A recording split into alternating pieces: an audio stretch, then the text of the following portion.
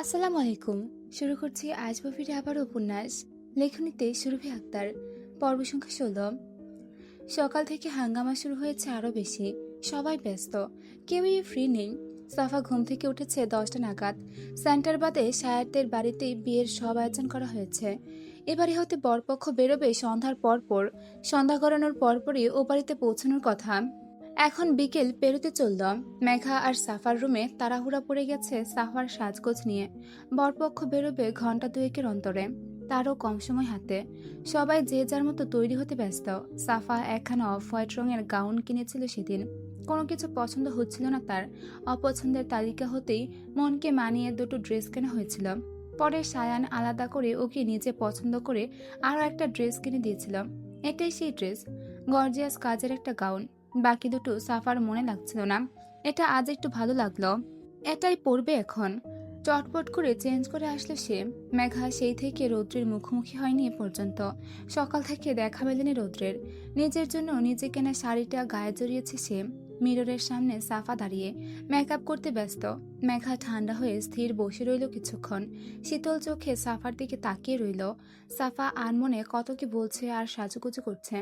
ওর বকবক শুনে শব্দহীন হাসল মেঘা। বিছানা থেকে নামতে নামতে বলল, আমি একটু আসছি আপুর রুম থেকে। শাড়ির কুচিগুলো গুছিয়ে নিতে হবে। তুই তো ব্যস্ত, আমি বরং আপুর কাছে যাই। মেকআপ করবি না? এসে করব। একেবারে করে তারপর বের হ। একসাথে বেরোবো প্লিজ, আমাকে রুমে একা রেখে যাস না। তুই আমাকে জায়গা দিচ্ছিস? পুরো মিররটাই দখল করে নিয়ে বসে আছিস। আমি বরং আপুর কাছে যাই, গিয়ে দেখি বাবুকে নিয়ে রেডি হলো কিনা। মেঘা টুকটাক ঝাড়ে দিয়ে ঘর হতে বেরিয়ে আসলো। ঢুকলো সিরাতের ঘরে। সিরাত রুমে একা। রামিসাকে নিয়ে বসেছে বিছানার এক পাশে। মেঘা ঢুকে একগাল হেসে বলল, কি করছো আপু? বাবু ঘুমিয়েছে? ঘুমোচ্ছে। তুই এখনো রেডি হসনি? হয়েছি তো, শুধু কুচিগুলো ঠিক করা বাকি। ঠিক করে দাও তুমি।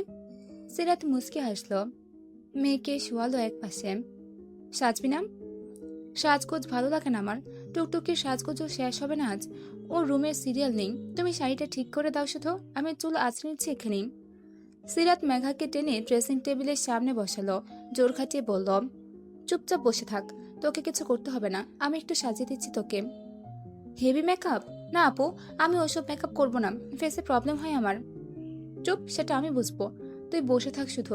হেভি মেকআপ করাবো না, কোনো প্রবলেম হবে না দেখিস। মেঘা চুপসে বসে রইল। সিরাত টুকটাক সাজালো ওকে। বাঁকা সিথি করে চুলগুলো খোলা রেখে নিজেই আছড়ে দিল অতি যত্নে।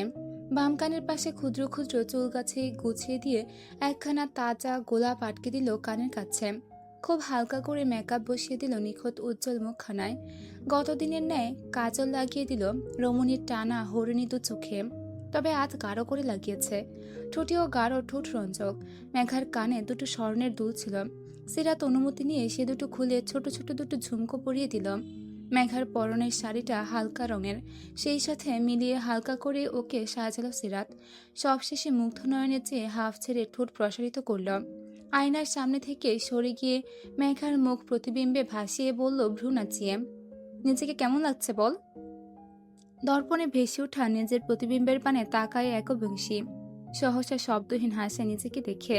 সাজগোজ ওর কোনো কালেই পছন্দ নয়, সেভাবে সাজগোজ করা হয়নি কখনো। আজ একটু সেজে নিজেকে দেখতে নিজের কাছে বেশ ভালো লাগলো। হাসি প্রসারিত করে বলল, তুমি খুব সুন্দর সাজাতে পারো। সাজাতে পারি না, চেষ্টা করেছি তোর ওপর। তুই সুন্দর তো, তাই একটু সাজেই। খুব খুব সুন্দর লাগছে তোকে, একেবারে পরীর মতো। মেঘা হেসে ফেলে, বলে আবারও নিজেকে খুঁটিয়ে দেখে, চুলগুলো খোলা রাখ বাপু, ভীষণ গরম, বেঁধে দাও না। খোলা চুলে তোকে আরো বেশি সুন্দর লাগে, খোলাই থাক। মেঘা ঘাড় জাগিয়ে বলে উঠতে উঠতে বলে, আচ্ছা তাহলে শাড়িটা ঠিক করে দাও এখন। এলোমেলো লাগছে, জড়িয়ে যাচ্ছে পায়ে, মনে হচ্ছে কালকের মতো খুলে যাবে আবার। সিরাত ভ্রু গোটায়, তীক্ষ্ণ স্বরে বলে না বোঝার ভঙ্গিতে, কাল তোর শাড়ি খুলে গিয়েছিল? ও ও, হ্যাঁ তো, তাই তো রুদ্র তোকে কোলে নিয়ে বাড়িতে এসেছিল সবার সামনে দিয়ে, লক্ষ্য করেছি আমি। কিন্তু পরে কি হলো, তোকে তো আর দেখিনি কাল। খেয়াল ছিল না, নিচেও নামিসনি বোধ হয়। দিনেরও দেখিনি তোকে, কোথায় ছিলি? মেঘার মুখখানা বদলে যায় অমনি। হাস্যোজ্জ্বল মুখে আধারের ছাপ নেমে আসে। কপালে পড়ে সূক্ষ্ম ভাঁজ, কণ্ঠ চওড়াও হয়। কোথায় আবার থাকবো, রুমে ছিলাম। এখন আমি নিচে যাই একটু, বেরোনোর সময় হয়ে গেছে। এক্ষুনি তো বেরোবে সবাই, আমি কি দেখি কতদূর হলো। বলে আর কিছুতে কান্না দিয়ে সিরাতের ঘরে হতে বাহিরে আসলো মেঘা। সিরাত হাসলো ওষ্ঠে পিষে। শাড়ির কুচি খানিক উঁচু করে সিঁড়ি বেয়ে সাবধানে নিচে নামলো একবংশী। ড্রয়িং রুমে নতুন বরকে ঘিরে রেখেছে সবাই।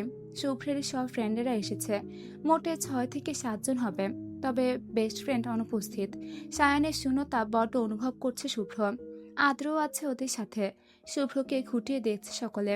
শুভ্রের পরনে সাদা ধবধবে শেরওয়ানি, কাত গলিয়ে খয়েরি পাতলা স্টোল ভাঁজ করা, সম্পূর্ণ তৈরি সে। মেঘা ওকে দেখেই হাসি প্রগাঢ় করল। এগিয়ে এসেও ফাঁক পেল না কাছাকাছি যাওয়ার। এতগুলো ছেলের ভিড়ে যেতেও চাইল না জড়তায়। দূর হতে ডাকলো চিকন স্বরে, ভাইয়া। আদ্র আর শুভ্র চকিতে চায়, সাথে বাকি ছেলেগুলো। মেঘা এক চিলতে হেসে আর একটু এগোতে আদ্র গলা চড়িয়ে বলল তৎক্ষণাৎ, এখানে কে চাই? ভ্যাবাচাকা খেল মেঘা। দ্রুত থেমে মাথার চিবুক বরাবর নোয়ালো গুটিসুটি হয়ে। আদ্র পাশের বাকিদের দিকে এক পলক করে চাইল। সকলের চাহনি মেঘার দিকে। সকলকে পরক করে নিয়ে মেঘার প্রতি কণ্ঠ একটু নরম করে বলল, ওপরে যা মেঘ। সহসা বাধ্যের ন্যায় তড়িঘড়ি করে উঠতে লাগলো মেঘা। আত্রের ধারণা মোতাবেক ও পা বাড়াতেই ছেলেগুলোর মধ্যে একজন বলে উঠল মেঘার চলার পানে তাকিয়ে, আরে ভাই, এটা আবার কে? নতুন আমদানি মনে হচ্ছে। এলোটা কোথা থেকে? আগে তো কখনো দেখিনি। ভাইয়া বলল, কিরে, ও কি তোদের বোন? আদ্র খানিক গম্ভীর দৃষ্টিতে শুভ্রর দিকে তাকায়। শুভ্র এক মুহূর্ত চোখ বুঝে দমন রেখে বলে কাঠস্বরে, হ্যাঁ, বোন হয় আমার। তোকে বা তোদের ওদিকে নজর দিতে বলেনি কেউ। Mind your eyesight. একজন ঘাড় ডলে বলল বিপরীতে, সামলাবো কি করে ভাই? তোর বোনটা তো আগে দেখিনি। এটাই তাহলে তোর বোন? অনেক শুনেছি ওর কথা, পুরাই জোস্ত। এর জন্যই তাহলে সায়ান এতটা পাগল হয়েছে তোর বোনের প্রতি? মার কাটারে ফিগার বলতে হবে তোর বোনের। আদ্র দাঁত খিচে হাত মুঠো করে নেয়। কুৎসিত ইঙ্গিত সূচক বাক্যের অর্থে ক্ষোভের তোটে দপ করে মস্তিষ্কে রক্তক্ষরণ হওয়ার উপক্রম হয়। সাফা মেঘা দুজনকেই খারাপ ইঙ্গিতে বর্ণনা করা হলো উক্ত তুলনার ধারা। মেঘাকে সাফা ভেবে সায়ানের কথা উল্লেখ হলো এখানটায়। আদ্র এটাই ভেবেছিল। এই ছেলেগুলোর মধ্যে গুটি দুয়েকের স্বভাবর জানা। শুভ্রর সব ফ্রেন্ড আদ্রের পরিচিত। এ দুটোর সাথে শুভ্র সম্পর্ক গাঢ় নয়। ইনফ্যাক্ট এখানকার কারোর সাথে তেমন ক্লোজ নয় সে। শুধুমাত্র সায়ান ওর জীবনের সব। বিয়ের খাতিরে এগুলোকে ইনভাইট করা হয়েছিল তাই সারা। এরা যে এভাবে দল বেঁধে ডিরেক্ট বাড়িতে হামলা দেবে তা শুভ্রর ধারণাতেও ছিল না। এখন এই মুহূর্তে মেঘার ওপর এমন কুৎসিত ইঙ্গিত সূচক তকমা লাগতে আদ্র ফোঁস করে উঠল। বলল রাগ দেখিয়ে, ভাইয়া, নিজের ফ্রেন্ডদের সামলাও। দৃষ্টি সংযত করতে বলো ওদের, আদারওয়াইজ আমি ভুলে যাব ওরা ইনভাইটেড। শুভ্র সংযত হয়ে বলল সব ছেলেগুলোর উদ্দেশ্যে, বাইরে যা তোরা। হোয়াট হ্যাপেন্ড দোস্ত? বাইরে যাবো কেন? আর আদ্র, তুই এভাবে কেন কথা বলছিস? রেগে গেলি কেন হঠাৎ? খারাপভাবে নিস না ব্রো। আমি তো শুধু তোদের বোনের প্রশংসাই করলাম। সিরিয়াসলি, ও ভীষণ সুন্দর। বাকি কথাটুকু কন্টিনিউলি ব্যাত করল না। ছেলেটার বাহুতে টান পড়ল। শক্তপোক্ত শরীরটাকেও হিড়হিড়িয়ে টেনে ছুঁড়ে ফেলল সদরের বাইরে। ভরকাল উপস্থিত সকলে। ছেলেটা পড়তে পড়তে বেঁচে গেল। নিজেকে সামনে দাঁড়ালো কোনো রকমে। তাজ্জব নজরে চেয়ে বুলি ফুটালো বিরক্তি প্রকাশ করে, রুডি, এটা কি ধরনের ব্যবহার? Shut up. বিহেভিয়ার দেখেছিসটা কি? এই মুহূর্তে বাড়ির ছেলের বিয়ে না হলে বাড়ির বউয়ের ফিগার আর সৌন্দর্যের দিকে নজর দেওয়ার জন্য এতক্ষণে চোখ উপড়ে হাতে ধরিয়ে দিতাম।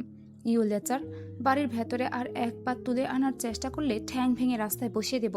বিয়ে খেতে এসেছিস, বাড়ির বাইরে থেকে আউট হবি। দ্বিতীয়বার ভুল করেও ওর দিকে চোখ তুললেও এবারের ফেলে রাখা কাজটা সেই দ্বিতীয়বারই সেরে ফেলবো বলে রাখলাম।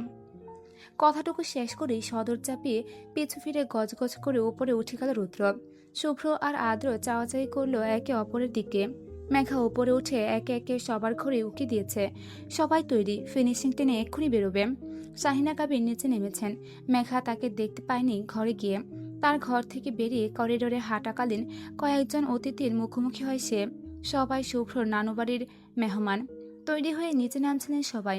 মেঘাকে দেখা মাত্রই আন্তারা বেগম মুচকি হাসলেন। মুগ্ধ নয়নে চেয়ে উজ্জ্বল হেসে বললেন, বাহ মেঘা, তোমাকে তো ভারী সুন্দর লাগছে, কারণ নজর না লাগুক। মেঘা লাজুক হাসল। এ অবধি যার সামনে পড়েছে সবাই এক কথাই বলেছে। সকলে স্নিগ্ধ প্রশংসায় পঞ্চমুখ রমণীর গুচি শুভ্র সৌন্দর্যে। মেয়েটা হাসি লুকিয়ে বলল কোমল সুরে, থ্যাংক ইউ মামি। আপনারা তো রেডি? নিচে যান, সবাই ওয়েট করছে। তুমি যাবে না? চলো। আপনারা যান, আমি রুমে যাবো, একটু টুকটুকির হলো কিনা দেখে আসি গিয়ে। আন্তারা বেগমের 2 সন্তান, সাবা আর আয়াজ। আয়াজ তার ছোট ছেলে, বছর বয়স 7 হবে। মেঘাকে বেশ চেনে সে। আন্তারা বেগমের হাত ছেড়ে মেঘার হাত ধরল ছেলেটা, বলল বাচ্চা সুলভ স্বরে, আমিও তোমার সাথে যাবো আপ্পি, চলো। মেঘা মুচকি হেসে ওকে নিয়ে ঘরে ঢুকলো। সাফা ঘরে নেই। কপাল গুটিয়ে নিল মেঘা। ওই মেয়ে নিচে চলে গেছে। কতক্ষণ ধরে ঘরে আসা হয়নি, হয়তো রেডি হয়ে অপেক্ষায় থাকতে থাকতে নেমে গেছে। আয়াজকে নিয়ে আবার ঘর হতে বেরোলো মেঘা। নিচে হইচই, শুভ্রর গাড়ি বেরিয়ে পড়েছে এতক্ষণে। বাকিরা একে একে বেরোবে। টুকটুকি নিচ হতে চেঁচিয়ে ডাকলো মেঘাকে। মেঘা সাড়া দিয়েই আয়াজের হাত চেপে তড়িঘড়ি করে নিচে নামতে লাগলো। করিডোরের শেষ প্রান্তে রৌদ্রের সম্মুখে পড়লো ওরা দুজন। এতক্ষণে মেঘাকে পুরোপুরি দেখলো রৌদ্র, নতুবা তখন মেঘা সিঁড়ি বেয়ে ওঠার সময় পেছন থেকে একটু একটু দেখেছিল শুধু, তবে ক্ষিপ্ত নয়নে। তখন ওই ছেলেটার কথা শুনে নিজেকে সামলানো দায় হয়ে পড়েছিল। ওকে কিছু করতে না পারলেও মেঘা সহসা সামনে পেলে নিশ্চিত থাপ্পড় মারত ওভাবে সেজে গুজে সবার সামনে যাওয়ার জন্য। এই মেয়ে এতক্ষণ ধরে সেজে গুজে সবার সামনে টুই টুই করে ঘুরে বেরিয়েছে। সবাই দেখেছে রৌদ্রের আগে। রৌদ্র দেখলো এই এতক্ষণে। মন শিথিল হলেও চোখ জোড়া হলো না, প্রকাশ করলো না চক্ষুদ্বয়ের প্রশান্ত শিথিলতা। মেঘার থেকে দৃষ্টি নামিয়ে নিচে তাকালো আয়াজের দিকে, পরক্ষণে মেঘার হাতের দিকে। এই ছেলেটা ইভারের হাত ধরেছে। তিরিক্ষি হয়ে জ্বলে উঠল রাগান্বিত শিরা উপশিরা। একই রেগে আছে সে। সেই রাগ বজায় রেখে ধমকালো, আয় ব্যাঙের পোনা, হাত ছাড়োর। চমকে এক নিমিষে ঝট করে নিজের হাতটা মেঘার থেকে ছাড়িয়ে নিল ছেলেটা। পেছিয়ে গেল এক কদম। আবার সশব্দে ধমকালো রৌদ্র, যা এখান থেকে। মুহূর্তে বাচ্চাটা ছোট ছোট পদক্ষেপে ছুটল ভয় পেয়ে। মুখ কুচকালো মেঘা, বিব্রত হলো কিছুটা। এই লোকের হাব ভাব বোঝা দায় হলেও বুঝতে যথেষ্ট সক্ষম তার তীক্ষ্ণ মস্তিষ্ক, তবে প্রকাশে অনিচ্ছুক। রৌদ্র এ পর্যায়ে আবার পূর্ণ দৃষ্টিপাত করলো মেঘার দিকে, রাগ দেখিয়ে গর্জালো, ইডিয়েট, এভাবে কোথায় যাচ্ছিস তুই? মুখ বাঁকিয়ে মৃদু স্বরে ভেঙে উত্তর করে রমণী, জাহান্নামের চৌরাস্তায় যাচ্ছি, যাবেন? গেলে পরে চৌরাস্তা থেকে আপনাকে জাহান্নামের ভেতরে ধাক্কা দিয়ে আমি পালিয়ে আসবো। অন্তত এতে করে মুক্তি পাবো আপনার মতো ইরিটেটিং পার্সনের থেকে। যত সব কোথা থেকে উড়ে এসে জুড়ে বসে হঠাৎ হঠাৎ। ইডিয়েট, থাপ্পড় মেরে জাহান্নামের চৌরাস্তার পথ ভুলিয়ে দেব, যাতে করে আমার থেকে মুক্তি পাওয়ার কোনো চিন্তা না আসে মাথায়। চল এখান থেকে। রৌদ্র হাত বাড়িয়ে খপ করে মেঘার ধরতে গেলে দ্রুত পিছিয়ে যায় মেঘা, ঝাই ঝাই করে চিবিয়ে উঠে, খবরদার ছবের নামায়। কোথায় যাব আমি আপনার সাথে? উল্টো পথে, যে পথে আমার থেকে মুক্তি মিলবে না সে পথে, যে পথে দৌড়ালে আমার কাছাকাছি আসবি সে পথে, যে পথে নিয়ে গেলে অন্যের লুলুপ দৃষ্টির সীমানা থেকে দূরে সরে আমার তৃষ্ণার্ত দৃষ্টির সীমানায় সীমাবদ্ধ হবি সে পথে। খুব তো ঢ্যাং ঢ্যাং করে সেজে গুজে রং তামাশা দেখিয়ে বেরোচ্ছিল ইডিয়েট, তোর এই সাজগোজ ছুটাবো আজ, চল আমার সাথে। তৎক্ষণাৎ পালানোর পথ বন্ধ করে মেঘার ডান হাতের কবজি শক্ত করে নিজের খড়খড়ে হাতের মুঠোয় চেপে ধরে রৌদ্র হিড়হিড়িয়ে টেনে নিয়ে যায় ঘরের দিকে। মেঘা পা চিপকে আটকাতে চাইলেও পারে না পুরুষালী শক্তির বিপরীতে। রৌদ্রের হাতের উপর নিজের অপর হাত রেখে আটকানোর চেষ্টা করে ঝেড়ে বলল, রাইনমুখ, ছাড়ুন আমায়, সবাই ওয়েট করছে আমার জন্য, দেরি হয়ে যাচ্ছে, ছাড়ুন অসভ্য লোক। চেঁচিয়ে লাভ হলো না। বেপরোয়া রুক্ষ ছেলেকে রুখতে অক্ষম হলো একবংশের ক্ষীণ শক্তি। রৌদ্র ওকে টেনে হিচড়ে রুমে নিয়ে গিয়ে থামল। ঘরের ভেতরে দাঁড় করিয়ে হাত চেপে রেখে আদেশে সুরে বলল শক্ত গলায়, চুল বেঁধে ফেল ফাস্ট। আপনি আসলে একটা পাগল, পাগলা গারোতে যান, পাগলের চিকিৎসা করান কে? ইরিটেটিং রাইনমুখ, এখানে কেন টেনে নিচ্ছেন আমায়? চুল বাঁধতে বলেছি, বেঁধে নে। তপ্ত আদেশের বিপরীতে চ্যাত করে রাগ দেখালো মেঘা, বাঁধবো না আমি, কি করবেন? ছাড়ুন, এভাবে হুটহাট করে ছুবেন না আমায়। কেন, ফুসকা পড়ে যায় আমি ছুঁয়ে দিলে? ঘেন্না লাগে। মেঘার তৎক্ষণাৎ ঘৃণা ভরা উত্তরে দ্রুত ওর হাত ছেড়ে দিল রৌদ্র। অপেক্ষা করল না এক মুহূর্ত। রাগ সংবরণ করে ঘাড় টলল, মাথার পাশে সমর্পণের ভঙ্গিতে ডান হাত উঁচিয়ে বলল দাঁতে দাঁত চেপে, যা, ছোলাম না তোকে এখন, তবে এমন হুটহাট স্পর্শ মানিয়ে নিতে শিখে রাখ, কজ আমার ছোঁয়ায় তোকে শিখতে হতে হবে সারাটা জীবন। এখন যা বলছে তাই কর, চুলগুলো বাদ, এভাবে মোটেও ভালো দেখাচ্ছে না তোকে। আই নো তোকে খোলা চুলে মারাত্মক সুন্দর লাগে, তবে সেই মারাত্মক সৌন্দর্য শুধু আমার চোখে পড়ার জন্য। ইউ আর অনলি মাইন, তোর রূপ সৌন্দর্য সব আমার, আমার জিনিস অন্যের জন্য উপস্থাপিত হবে না। এভাবে কারোর সম্মুখে কোথাও যেতে পারবি না তুই, গট ইট? যা, তাড়াতাড়ি গিয়ে চুল বেঁধে আয়, লেট হয়ে যাচ্ছে আমার। মেঘা নাক ফুলিয়ে শ্বাস টানে। রৌদ্রের শক্ত করে মুচড়ে ধরা নিজের হাতটায় হাত বোলায় অপর হাতে। রৌদ্র ওকে চুপ দেখে আবার বলে, কি হলো? যেতে বলেছি তো, যা। যাব না। ইভারা, রাখাসটা আমায়, নয়তো থাপ্পড় পড়বে কালে। যদি বিয়েতে যেতে চাস তাহলে চুল বেঁধে হিজাব পরে তবেই যাবি। এভাবে খোলামেলা হয়ে সেজে গুজে নয়। কাকে দেখাবি এত সাজ? কোথায় সেজেছি আমি? যা সেজেছিস তাতে জ্বলে যাচ্ছে পুরো। ট্রাস্ট মি, চোখ ঝলসে যাচ্ছে আমার। আর নিচে ওই ছেলেগুলো, ওদের সামনে কেন গিয়েছিলি তখন? হ্যাঁ, ওদের ব্যাড কমেন্ট শুনতে গিয়েছিলি, ইডিয়েট? আমার ইচ্ছে হয়েছে তাই গেছি। আপনার প্রবলেম কি? ওরা ব্যাড কমেন্ট করলে আমায় নিয়ে করেছে, আপনার কি তাতে? বারংবার মেঘার জেদি আচরণে বিরক্ত হয় রুদ্র। এই মেয়ের চোখে চোখ রেখে ঠাস ঠাস করে কথা বলার সামর্থ্য রাখি বেশ। টাইম লস ব্যতীত কিছুই হচ্ছে না এখানে। এতক্ষণে বাকি সব গাড়ি বেরিয়ে গেছে হয়তো।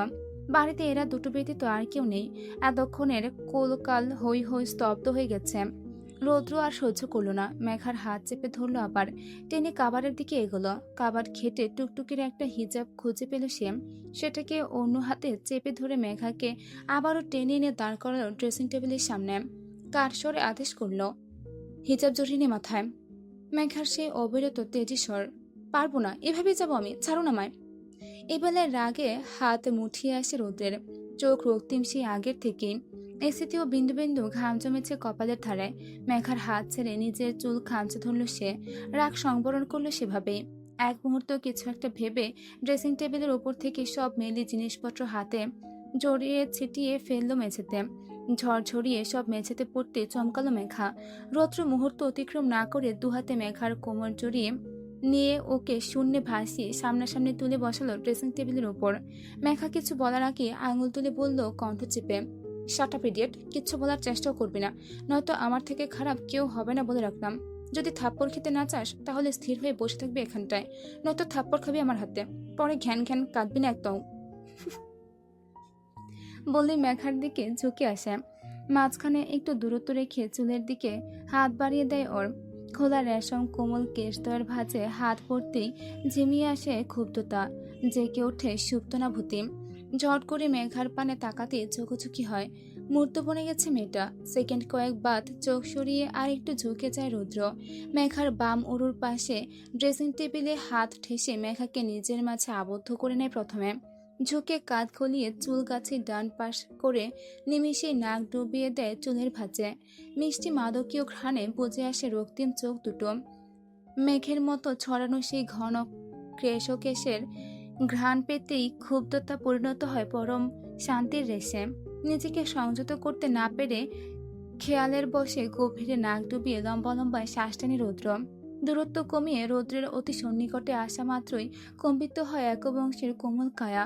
লোকটার গরম শ্বাসের সাথে খোঁচা দাড়ি খানিক বিদ্ধ হয় রমণীর কোমল গ্রীবার ধারে। শ্বাস রুখে চোখ বুঝে নেয় মেঘা। বন্ধ চোখের কোণে দেখা যায় অবাধ্য চিকচিকে জলকণা। হাত উদ্যত করে রৌদ্রকে ঠেলে সরিয়ে দিতে লোকটার পেটের কাছে হাত রেখে আলতো ধাক্কা দেয় শক্তি জুগিয়ে। তবে 1 ইঞ্চিও সরাতে পারে না, বরং হিসিয়ে ওঠে Roudro. You know sweetheart, your hair smell is so attractive. কি মাখিস বলতে চুলে? এক মুহূর্ত পর সে নিজেই সরে আসে, ঢোক গিলে নিজেকে দাঁতস্থ করে। দ্বিতীয়বার তাকায় না মেঘার দিকে। মেয়েটার চুলগুলো নিজে হাতে গুছিয়ে কোনো রকমে পেঁচিয়ে একটা কাটা দিয়ে আটকে দেয়। হিজাবটা নিয়ে পেঁচিয়ে দেয় মাথায়। খুঁজে খুঁজে পিন বের করে হিজাবের এক এক কিনারায় এক একটা দেয় কোনো রকমে, যাতে পরবর্তীতে খুলে না যায়। খুব পারদর্শী না হলেও বেশ সুন্দর করে প্রথম চেষ্টায় হিজাবটা বেঁধে দিতে সক্ষম হলো রুদ্র। শেষ হতেই বুক ফুলিয়ে দীর্ঘ হাফ টানল। এক কদম পিছিয়ে কোমরের ধারে হাত ঠেসে সম্পূর্ণ দৃষ্টিতে পুরোপুরি অবলোকন করলো মেঘাকে। মেয়েটাকে হিজাব পরিয়ে অন্যরকম সুন্দর লাগছে, চোখে ধরছে এটাও। তর্জনীর ধারা চোয়া চুলকি শব্দহীন মৃদু হাসে রুদ্র। তাকায় মেঘার চোখের দিকে। রমণীর দু চোখ ঘোলাটে, কার্নিশে চিকচিক করছে জলকণা। ক্ষণে ক্ষণে ফেপে উঠছে নাকের পাটা। নাকের ডগাসহ দু গাল লালচে। চোখ হতে এক্ষুনি যেন পানি গড়াবে টুপ করে। একাধারে সে তখন থেকে চেয়ে আছে রৌদ্রের দিকে। চোখে পানি দেখেও ভ্রুক্ষেপ প্রকাশ করল না রৌদ্র। ওষ্ঠজোড়ার দিকে দৃষ্টি পড়ল এবার। টকটকে গাঢ় লিপস্টিক ঠোঁট জোড়াকে ফুটিয়ে তুলেছে।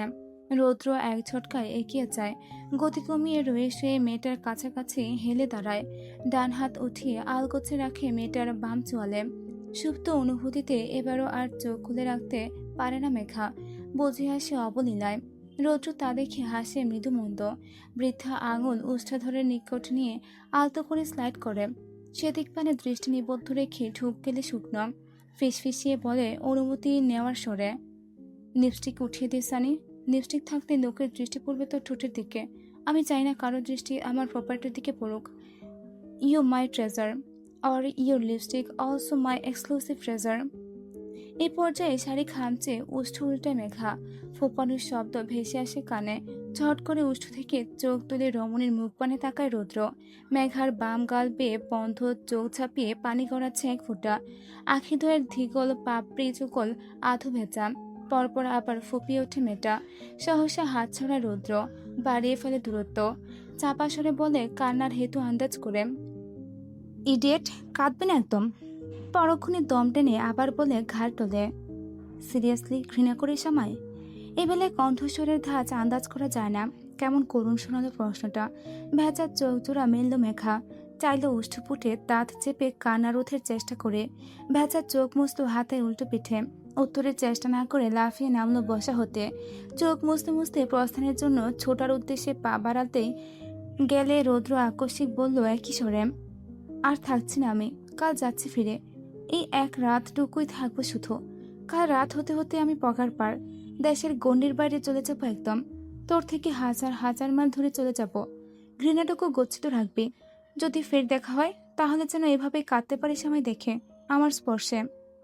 সে কান্না ঘৃণার হোক বা অন্য কিছুর, এর পরবর্তী সাক্ষাতেও তোর চোখে পানি দেখতে চাই আমি। যদি না দেখি তাহলে থাপ্পড় মেরে কাঁদাবো বলে রাখলাম। বাড়িতে কেউ নেই, সবাই মেঘাকে ফেলে রেখে চলে গেছে। কেউ দ্বিতীয়বার আর খোঁজ করলো না ওর। নিচে নেমে কাউকে খুঁজে পায়নি মেঘা, পুরো বাড়ি ফাঁকা। কান্না গেলে পানি খেয়ে গলা ভিজিয়েছে মেয়েটা। যত শক্ত হতে চায় লোকটার সামনে, লোকটার অবাধ্য চাহনি আর স্পর্শের বিচরণে বারংবার মিইয়ে যায় শক্ত খোলসধারী হৃদয়। মেঘা এক ছুটে বাইরে বেরিয়ে চুপটি করে উঠে বসেছে গাড়িতে।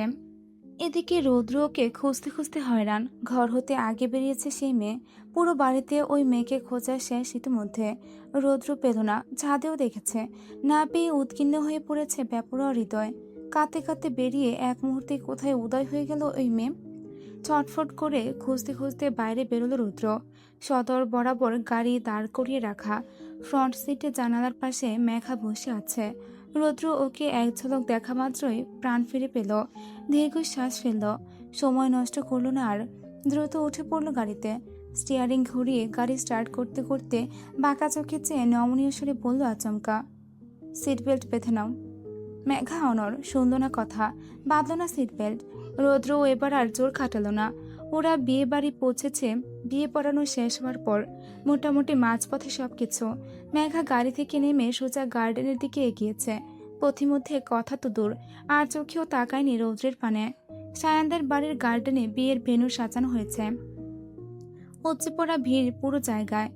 মেঘা কোনো রকমে ভিড় ঠেলে স্টেজের দিকে এগোলো। পাশাপাশি শুভ্র আর মেহের বসে আছে। লাল টুকটুকে রাঙা শাড়িতে রাঙা বউ রূপে সেজেছে মেহের। মেয়েটা একই স্নিগ্ধ কোমল সৌন্দর্যের অধিকারিণী, দেখলে চোখ জুড়িয়ে যায়। তার ওপর বিয়ের ভারী সাজে পুরো চোখ ধাঁধানো সুন্দর লাগছে আজ ওকে। দূর হতে চিকচিক করে জ্বলছে ভীষণ, পাশাপাশি বেশ মানিয়েছে দুটোকেই। মেহেরের ডান পাশে শুভ্র আর বাম পাশে সাফা বসে, সামনে ক্যামেরাম্যান ছবি তুলছে হয়তো। মেঘা এতক্ষণে মুচকি হাসল, মন খারাপ ঠেলে সরালো অদূরে। ভরা গালে হাসি ফুটিয়ে তড়িঘড়ি করে এগুলো ওইদিকে। স্টেজের পাশ থেকে সিরাত ডাকলো এমন সময়। এগিয়ে এসে বলল, মেঘা, এতক্ষণ কোথায় ছিলি? এসেছি থেকে খুঁজছি তোকে। কোন গাড়িতে এসেছিস তুই? না আপু, আমি তো কেবলই। বলতে বলতে কথা ঘোরালো, এখানে ছিলাম আপু। সিরাতের চোখ শুরু করে তাকায় শুধয়। হিজাব পরলি কখন? সাজগোজ সব ঘেটে ফেলেছিস দেখছি। তোকে কত সুন্দর করে সাজালাম আমি, যদিও এভাবে আরো বেশি সুন্দর লাগছে। এখন যা, শুভ্র বারবার তোর খোঁজ করছিল। মেঘা স্টেজে উঠল, বসলো শুভ্রের অপর পাশে। মেহের বোধহয় কেঁদেছে খানিক আগে, দেখি বোঝা যাচ্ছে। ওর সাথে টুকটাক কথা বলল মেঘা। তুলল অগণিত ছবি। বিয়ে পড়ানোর পর মেহের এখন পুরোপুরি কাবির ম্যানশনের সদস্য। পুরো কাবির পরিবার মিলে একটা ফ্যামিলি ফটো তোলা হবে ফ্রেমে বাঁধানোর জন্য। সেই মোতাবেক আদ্র সবাইকে টেনে জড়ো করলো স্টেজের উপর। শুভ্র আর মেহেরকে কেন্দ্র করে দাঁড়ালো সকলে। ওরা দুজন বসে, বাড়ির দুই কর্তা আর গিন্নিদের ছেলে বৌমার দুপাশে জড় বেঁধে বসানো হলো। বাকিরা সবাই পেছনে দাঁড়ালো সারিবদ্ধভাবে। সিরাত, আহিয়ান ওদের দুজনের কোলে, মাঝামাঝি রামিসা। মেঘাকে ওদের সাথে টেনে নিয়েছে আদ্র। এই মেয়ে বলে সে নাকি এই পরিবারের সদস্য নয়, তবে ওর কথায় কেউ তোয়াক্কা করলে তবেই তো। সবাই ফ্রেমে যুক্ত হলো, বাদ পড়েছে রুদ্র। আদ্র ওকে আশপাশ খুঁজে পেল না, অবশেষে নিজে আসলো সে। আদ্র এগিয়ে গিয়ে বলল, রুডি, ফ্যামিলি ফটো তুলবো, চলে আয়। না তাকিয়ে কাট জবাব রুদ্রের। তোদের ফ্যামিলি থেকে আমার অস্তিত্ব 5 বছর আগেই মুছে গেছে। আমি মৃত। কাবির পরিবারের ছোট ছেলে মৃত। মৃতদের ফটো তোলা হয়েছিল কবে? আদ্র ওকে নিজে থেকে জোর করলো না আর। সে গিয়ে ইচ্ছাকৃত দাঁড়ালো মেঘার পাশে। কোথা থেকে সায়ান ছুটে আসলো এই পর্যায়ে। ও হ্যালো, আমাকে ছাড়া ফ্যামিলি ফটো তোলা হচ্ছে? আমি কি এবারের সদস্য নই? আমাকে নেওয়া হবে না এই ফ্রেমে? হাসলেন সকলে। সায়ান এবারের সদস্য থেকে কম কিছু নয়। আহ্লাদ করে ছলে ভলে সে দাঁড়ালো সাফার পাশে। ক্যামেরাম্যানকে ইশারা করলো ছবি তোলার জন্য। ক্লিক করার আগেই বাধা পড়ল। আকস্মিক স্টেজে উঠে হামলে পড়ল রুদ্র। আদ্রকে এক মুহূর্তের জন্য মেঘার পাশে সহ্য করতে বড্ড নারাজ তার বেপরোয়া হিংসাত্মক হৃদয়। চোয়াল শক্ত করে মেঘাকে হ্যাচকা টানে আদ্রের থেকে দূরে সরালো সে। মুহূর্তে ফাঁক করে দাঁড়ালো দুজনের মাঝে। আদ্রকে নিজের ডান পাশে উপেক্ষায় রেখে মেঘাকে দাঁড় করালো বাম পাশে। নিজে চিপকে দাঁড়ালো মেঘার পাশে। ফিক করে হাসলো আদ্র। মেঘা তাকালো ক্ষুব্ধ হয়ে। ক্যামেরা ফোকাসে আছে দেখে বাড়াবাড়ি করলো না কেউ। আবার সামনে তাকালো সকলে। ক্যামেরাম্যান প্রথম ক্লিক করার আগেই রৌদ্র আলতো করে নিজের হাতটা বাড়িয়ে রাখলো মেঘার পাতলা কোমরের নিকট। সহসা ছলকে কম্পিত হয়ে রৌদ্রের দিকে দৃষ্টি তুলল মেঘা। রৌদ্রও তাই। সেও একস্থির হয়ে মেঘার দিকে দৃষ্টি নামালো। দুজনের কিয়ৎকালের চোখোচোখির মাঝে ক্যামেরাবন্দি হলো কয়েকটা ছবি। পুরো পরিবার আবদ্ধ হলো এক ফ্রেমে। খাওয়া দাওয়ার পালা মোটামুটি শেষ। মেহেরের বিদায় হবে ক্ষণিকের মধ্যে। এখন থেকে কেঁদে কেটে হয়রান নমনীয় মেয়েটা বারবার নাক টেনে ফুঁপিয়ে উঠছে। চোখ মুছে নিচ্ছে ক্ষণে ক্ষণে। এখনো বর বউ দুজনের পাশাপাশি বসে। সাফা আর মেঘা মিলে কোথা থেকে একটা বড়সড় গোল মিরর নিয়ে আসলো। মিররের ধার ঘেঁষে কাঁচা ফুল ডিজাইন করা। মেহের আর শুভ্র মাথার উপর দিয়ে পাতলা ওড়না ধরা হলো দুজনকে ঢেকে ফেলে। মেঘা আর সাফা দুজনায় বসলো ওদের দুটোর সমান বরাবর পায়ের কাছে। প্রথমেই মিররটা শুভ্রর হাতে ধরিয়ে দেওয়া হলো। দর্পণ বাঁকা করে মেহেরের মুখশ্রী প্রতিবিম্বে ভাসিয়ে শুভ্রকে জিজ্ঞেস করলো মেঘা, আচ্ছা ভাইয়া, বলো তো আয়নাতে কাকে দেখতে পাচ্ছ? কাকে দেখা যায় আয়নাতে? আয়নাতে গাঢ় দৃষ্টি নিবদ্ধ করল শুভ্র। মেহের আধু ভেজা চোখ জোড়া সমেত মেয়েটার পুরো নাজুক চেহারা মন ভরে খুঁটিয়ে দেখল এতক্ষণে। এতটা সময় ধরে এত মানুষের ভিড়ের জড়তায় পুরোপুরি দৃষ্টিতে ঠিকভাবে তাকাতে অবধি পারেনি মেয়েটার দিকে। মন ভরে দেখা শেষে হাফ ছাড়ল নিঃশব্দে। মৃদু হাসল। মেঘার প্রশ্নের উত্তর করল গাছাড়া ভাবে, একটা গাধাকে দেখতে পাচ্ছি। অমনি উষ্ঠ উল্টায় মেহের। কাদো কাদো মুখখানা চুপসে যায় আরো। এই লোক সবসময় ওকে গাধা বলে, তাই বলে এখনো বলবে? একই কান্না পাচ্ছে ওর। তার উপর এতগুলো মানুষের সামনে ওকে আরো বেশি লজ্জিত করছে শুভ্র। শুভ্র রসিকতা বুঝে সবাই ফিকে হাসলো। সাফা ঝেড়ে বলল, ভাইয়া, একদম ভুলভাল তকমা দেবে না আমার ভাবিকে। Be serious. বলো, কি কি দেখতে পাচ্ছ মিররে? শুভ্র চোখ শুরু করে বলা শুরু করলো, একটা গাধার বাম চোখের কার্নিশে এক ফোঁটা পানি চিকচিক করছে, আর ডান চোখের কার্নিশের পানি মুছতে গিয়ে কাজল ঘেটে ফেলেছে সেই গাধাটা। মাথার টিকলি উল্টে গেছে, সেটাও ঠিক করছে না সেই বেখেয়ালি গাধা। মাথার ঘুমটা পিছিয়ে গেছে একটু। আপাতত এসবই দেখতে পাচ্ছি। আর হ্যাঁ, সেই গাধাটা এখন আমার দিকে ড্যাব ড্যাব করে চেয়ে আছে। এবার আশপাশ থেকে সশব্দে হাসির শব্দ শোনা গেল। শুভ্র কথা শেষ করে ঠোঁট কামড়ে হেসে উঠল খানিক।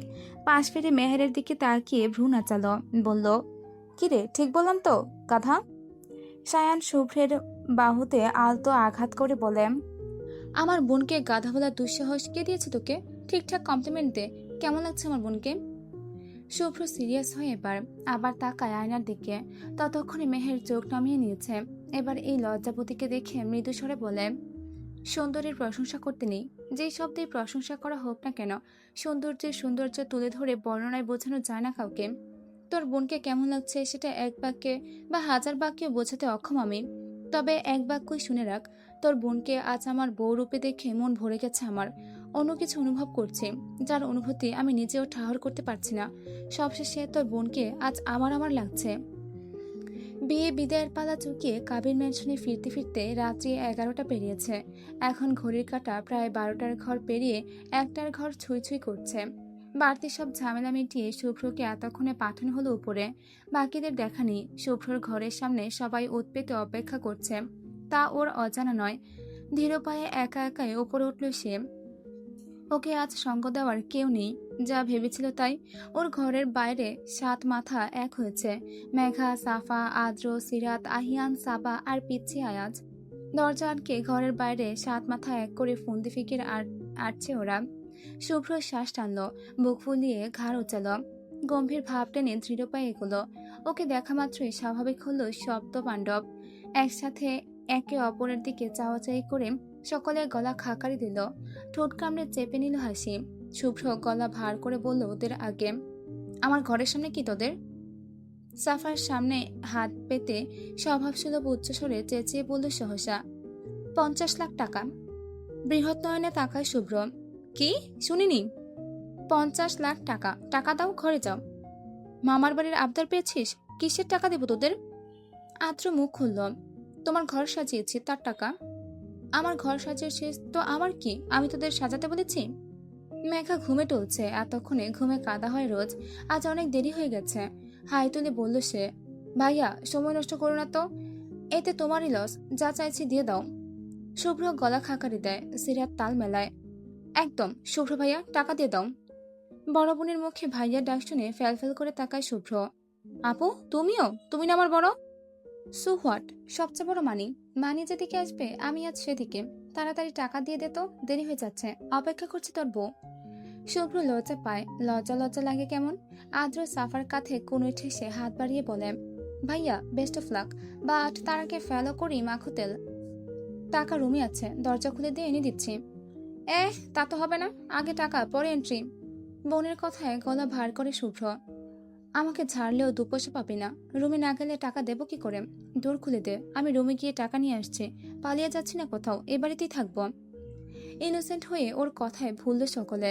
শুভ্র বরাবর স্পষ্টভাষী, যা বলে তাই করে। আর ভাই বোনদের ঠকাবে না নিশ্চয়ই। দরজার সামনে থেকে সরে গিয়ে দরজা খুলে দিল আদ্র। শুভ্র ফিচেল হাসল, দ্রুত ঢুকলো ঘরের ভেতর। পিছু ফিরে সকলের ফোলাফালা মুখ পানে তাকালো একবার। সাফা মিনমিন করে বলল, তাড়াতাড়ি টাকা নিয়ে এসো ভাইয়া, আমি আমার ভাগের টাকা দিয়ে চকলেট কিনে খাবো। শুভ্র বাঁকা হাসি প্রগাঢ় করে তৎক্ষণাৎ বলে, বেশি চকলেট খেতে নেই বুনু, দাঁতে পোকা ধরবে। অ্যান্ড থ্যাংক ইউ আমার ঘরটা এত সুন্দর করে সাজানোর জন্য। Everyone wish me best of luck. Good night. কথা শেষ করেই সপ্ত পাণ্ডবের মুখের উপর ঠাস করে দরজা লাগিয়ে দিল শুভ্র। চমকানোর অভিব্যক্তি প্রকাশ করার আগেই বিরাট ঝটকা খেলে সকলে। হতভম্ব হয়ে দাঁড়িয়ে গেল ফ্যালফ্যাল করে তাকিয়ে। এই পর্যন্তই ছিল আসবো ফিরে আবার উপন্যাসের 16 নম্বর পর্ব। আসবো ফিরে আবারও লেখনীতে সুরভি আক্তার, পর্ব সংখ্যা 17। শুভ্রর কাছে রাতটা আর শুভ হলো না। ভাই বোনদের ঢুকিয়েও লাভ হলো না কোনো। অশুভ অতৃপ্ত ঘুমহীন রাত কাটিয়ে নতুন এক ভোরের সূচনা ঘটল তার দরবারে। রাতটা একেবারে অপ্রত্যাশিত ছিল। যা ছিল প্রত্যাশায় তা আর হলো কই। ভোরের আলো ফুটছে ধরণীর বুক চিরে। বারান্দার পর্দা ভেদ করে সূর্যের উত্তাপহীন সোনালি মৃদু তীর্যক রশ্মি এসে পড়তেই চট করে ঘুম ছুটে যায় নব বিবাহিত রমণীর। অল্প তপ্ত মিষ্টি কিরণে চোখ বুঝে রেখে নড়ে চড়ে ওঠার চেষ্টা করে মেহের। তবে শরীর নাড়াতে পারে না। নিজের ছোট্ট কায়ার ওপর ভারী কিছু অনুভব হতেই মুখ কুচকে আসে আপনা আপনি। শ্বাস নিতে স্বল্প কসরত হচ্ছে, লাগছে দম বন্ধ। মেহের জোর খাটিয়ে এপাশ হতে ওপাশ হওয়ার চেষ্টা করলো। নিজেকে কোনো কিছুর বন্ধনে আবদ্ধ অনুভব হতেই ধীরে ধীরে খোলার চেষ্টা করলো। ঘুমে ভার রক্ষী যুগল। পিট পিট করে চোখ খুলতে সিলিং এর দিকটা নজরে পড়ল প্রথমে। আধো ঝাপসা চোখে নতুন কিছু অবলোকন হওয়া মাত্রই ছ্যাদ করে উঠল মেয়েটার বক্ষস্থল। দ্রুত মেলল নিভু নিভু চোখ জোড়া। অমনি বক্ষস্থল কেঁপে ওঠে। এপাশে পাশে চোখ বোলায় দ্রুত। সে সম্পূর্ণ নতুন জায়গায়, নতুন ঘরে, নতুন কারণ বাহুডোরে আবদ্ধ। বালিশ হতে স্বল্প বিস্তর মাথা তুলে চায় মেয়েটা। শুভ্র পুরোপুরি ওকে আষ্টে পৃষ্ঠে জড়িয়ে রেখেছে। আপন গ্রীবার নিকট ঘুমন্ত হালাল পুরুষের তপ্ত উষ্ণ শ্বাস অনুভব করল সে।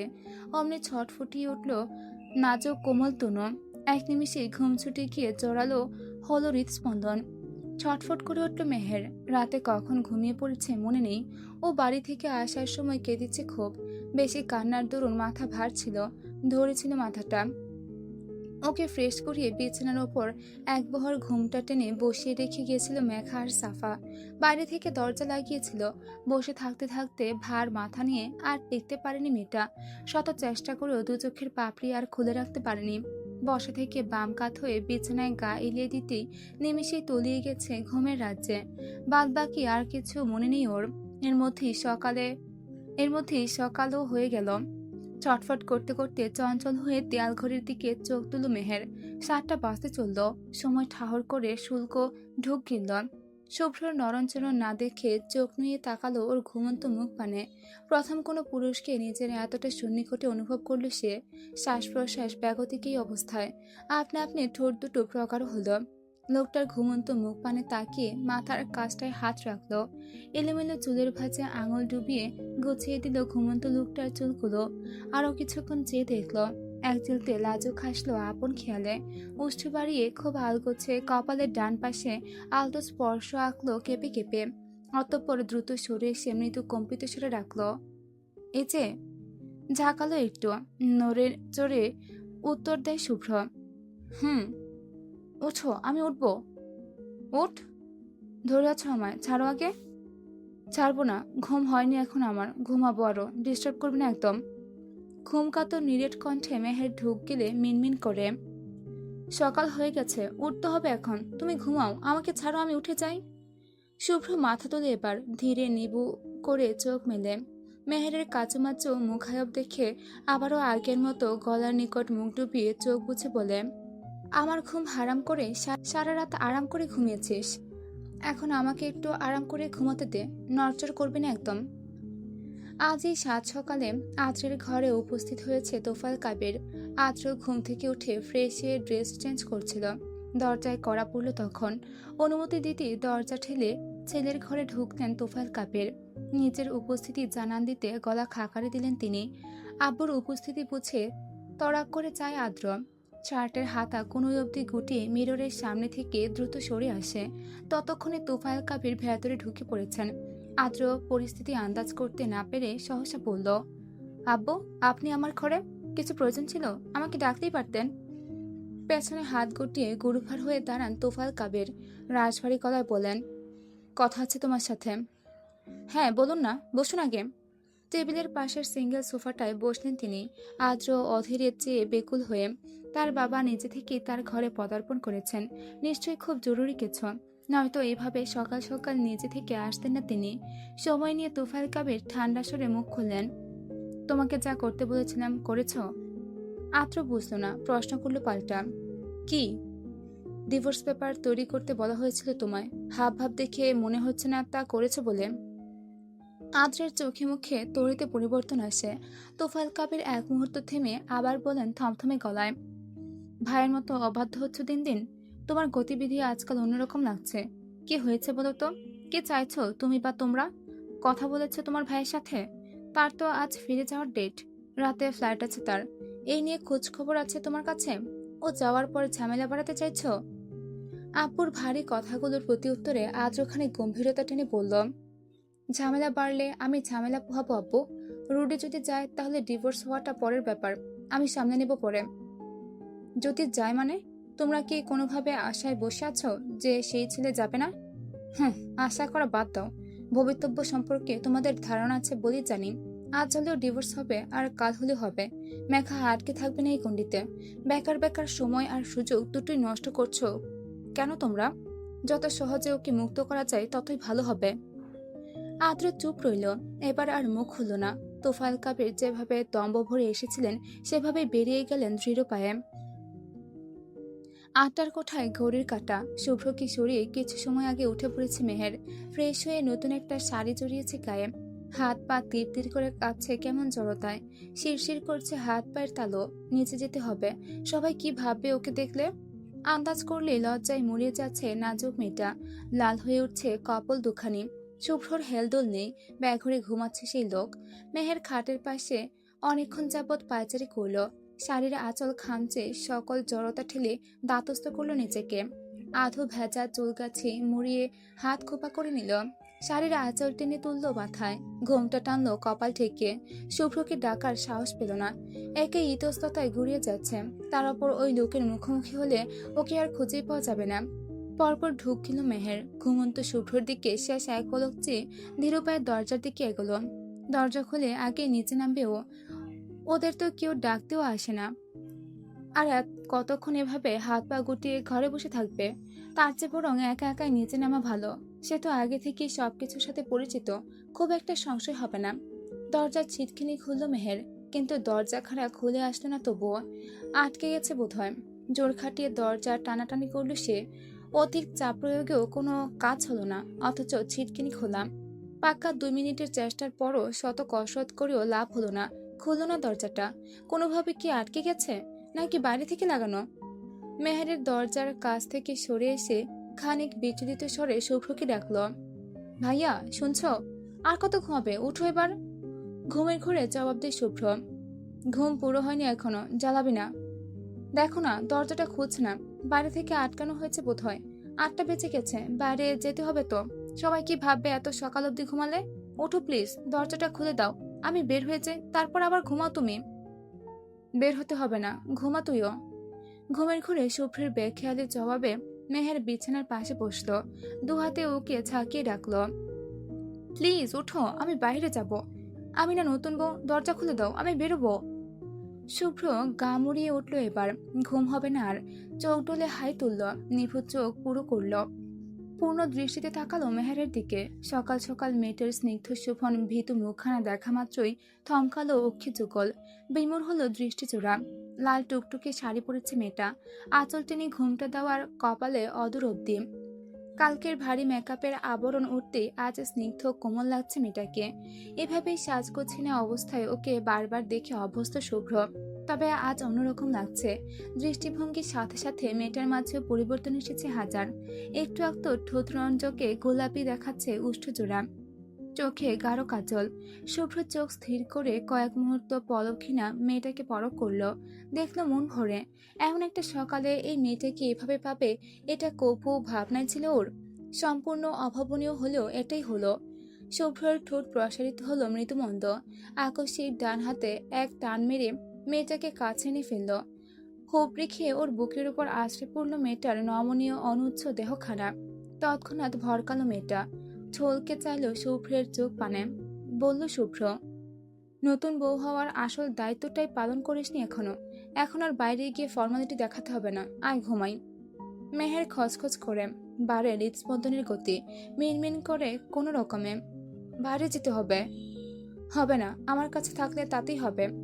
ভাইয়া, দরজা বাইরে থেকে। বাকিটুকু উচ্চারণ করতে পারল না। শুভ্র দাঁত খিচে ধমকালো। গাধা, কিসের ভাইয়া? কাকে ভাইয়া বলছিস তুই?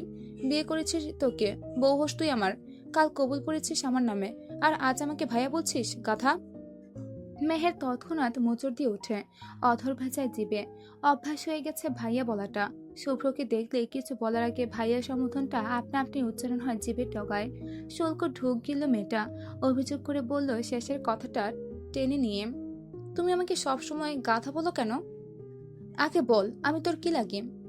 ভা বলতে বলতে শুভ্র রাগান্বিত দৃষ্টি দেখে সেকেন্ডের মাথায় নিজেকে শুধরে নিল। না, হাজব্যান্ড। এবার বল, কাল রাতে ঘুমিয়েছিলি কেন? ঘুম পেয়েছিল খুব, তাই ঘুমিয়ে পড়েছিলাম। কখন ঘুমিয়ে পড়েছি খেয়ালই করিনি। শুভ্র ওর কোমর জড়িয়ে নিল শক্ত করে। বলল দাঁতে দাঁত চেপে, এজন্যই তোকে গাধা বলি, গাধা একটা। তোর আক্কেল কি হাঁটু নিচে? কাল আমাদের বাসরাত ছিল। কোন সেন্সে আমি আসার আগেই তুই কাল ঘুমিয়ে পড়লি, গাধা কোথাকার? মেহের দ্রুত দৃষ্টি নামিয়ে নেয়। জিভে কামড় বসায় সহসা। শুভ্রর কথাটায় কান গরম হয়ে আসে ওর। আমতা আমতা করে বলে চোখ চুরিয়ে, না মানে, মাথা ধরেছিল একটু। বসে থাকতে থাকতে শুয়ে পড়েছিলাম। কখন ঘুমিয়ে পড়েছি বুঝতেই পারিনি। তুমি কখন এসেছো সেটাও টের পাইনি। তুমি তো ডাকো নি আমায়, ডাকতেই পারতে। শুভ্র ঠোঁট কামড়ে শুধালো, ডাকলে কি হতো শুনি? মেহের চিবুক নুইয়ে ফেলে আরো বেশি। শুভ্র হাসি চেপে সবটুকু দূরত্ব ঘুচে মেয়েটাকে টেনে নিয়ে বলে হাসকি সরে, তোকে হঠাৎ করে খুব আদরে লাগছে মেহের, ইচ্ছে করছে খুব করে আদর করে দেই। মেহের এক ধাক্কায় শুভ্রকে দূরে সরায়, নিচে নেমে পিছু ফিরে মুখ লুকিয়ে বলে দরা গলায়, দরজা খুলে দাও প্লিজ, অনেকটা সকাল হয়ে গেছে। শুভ্র হেসে ফেলল শব্দহীন, গা ছেড়ে বিছানা ছাড়লো। মেয়েটাকে জ্বালাতন করলো না আর, দরজা টানলো, খুললো না। বুঝতে বাকি রইল না বাইরে থেকে আটকানো হয়েছে দরজাটা। হাফ ছাড়লো শুভ্র। বিছানার ওপর থেকে ফোন তুলে আদ্রের নাম্বারে ডায়াল করলো। একবারে রিসিভ হতেই শুভ্র বলল গলা ভার করে, দরজা আটকে রেখেছিস কেন, খুলে দে। ওপাশ থেকে টুং টুং করে ফোন কাটার আওয়াজের পরপরই দরজার বাইরে থেকে সাফার উচ্চবাক্য ভেসে আসলো, পাওনাদাররা দরজা অবরোধ করে রেখেছে ভাইয়া, টাকা না দিলে এ দরজা আজ আর খুলবে না। শুভ্র হতবাক হয়ে কান থেকে ফোন নামায়, গলা বাড়িয়ে বলে, টুকটুকি দরজা খুলে দে। আগে টাকা দাও, তারপর। কাল বোকা বানিয়েছ আমাদের, এতে পার পাবে ভেবেছ? আজ আর ছাড়ছি না তোমায়, টাকা দিলে তবেই দরজা খুলবো, আর না দিলে ভেতরে বসে থাকো তোমরা। আমরা আর বোকা মনে দরজা খুলছি না আজ। দেখ বোনু, মজা করিস না সকাল সকাল, টাকা পেয়ে যাবি, এখন দরজা খোল, মেহের বাইরে বেরোবে। এবার মেঘার আওয়াজ শোনা গেল, ভাবিকে নিয়ে ঘরেই থাকো ভাইয়া, আমরা এমনি এমনি দরজা খুলবো না আজ। আদ্রও বাদ পড়ল না, তোমার ঘরের দরজায় দুটো তালা ঝুলছে ভাইয়া, টাকা দিলে তবে চাবি ঘুরিয়ে তালা খোলা হবে, তার আগে নয়। তুমি কিপটেমি করছো কেন বলো তো? তোরা বাচ্চামো করছিস কেন? আদ্র, তুইও যোগ হয়েছিস ওদের সাথে? হ্যাঁ ভাইয়া, ওদের সাথে যোগ দিয়ে দল ভারী করেছে একটু। আমার কাছে ক্যাশ নেই এই মুহূর্তে, থাকলে কালই দিয়ে দিতাম তোদের। এখন দরজা খোল, পরে টাকা দিয়ে দেবো আমি, ট্রাস্ট মি।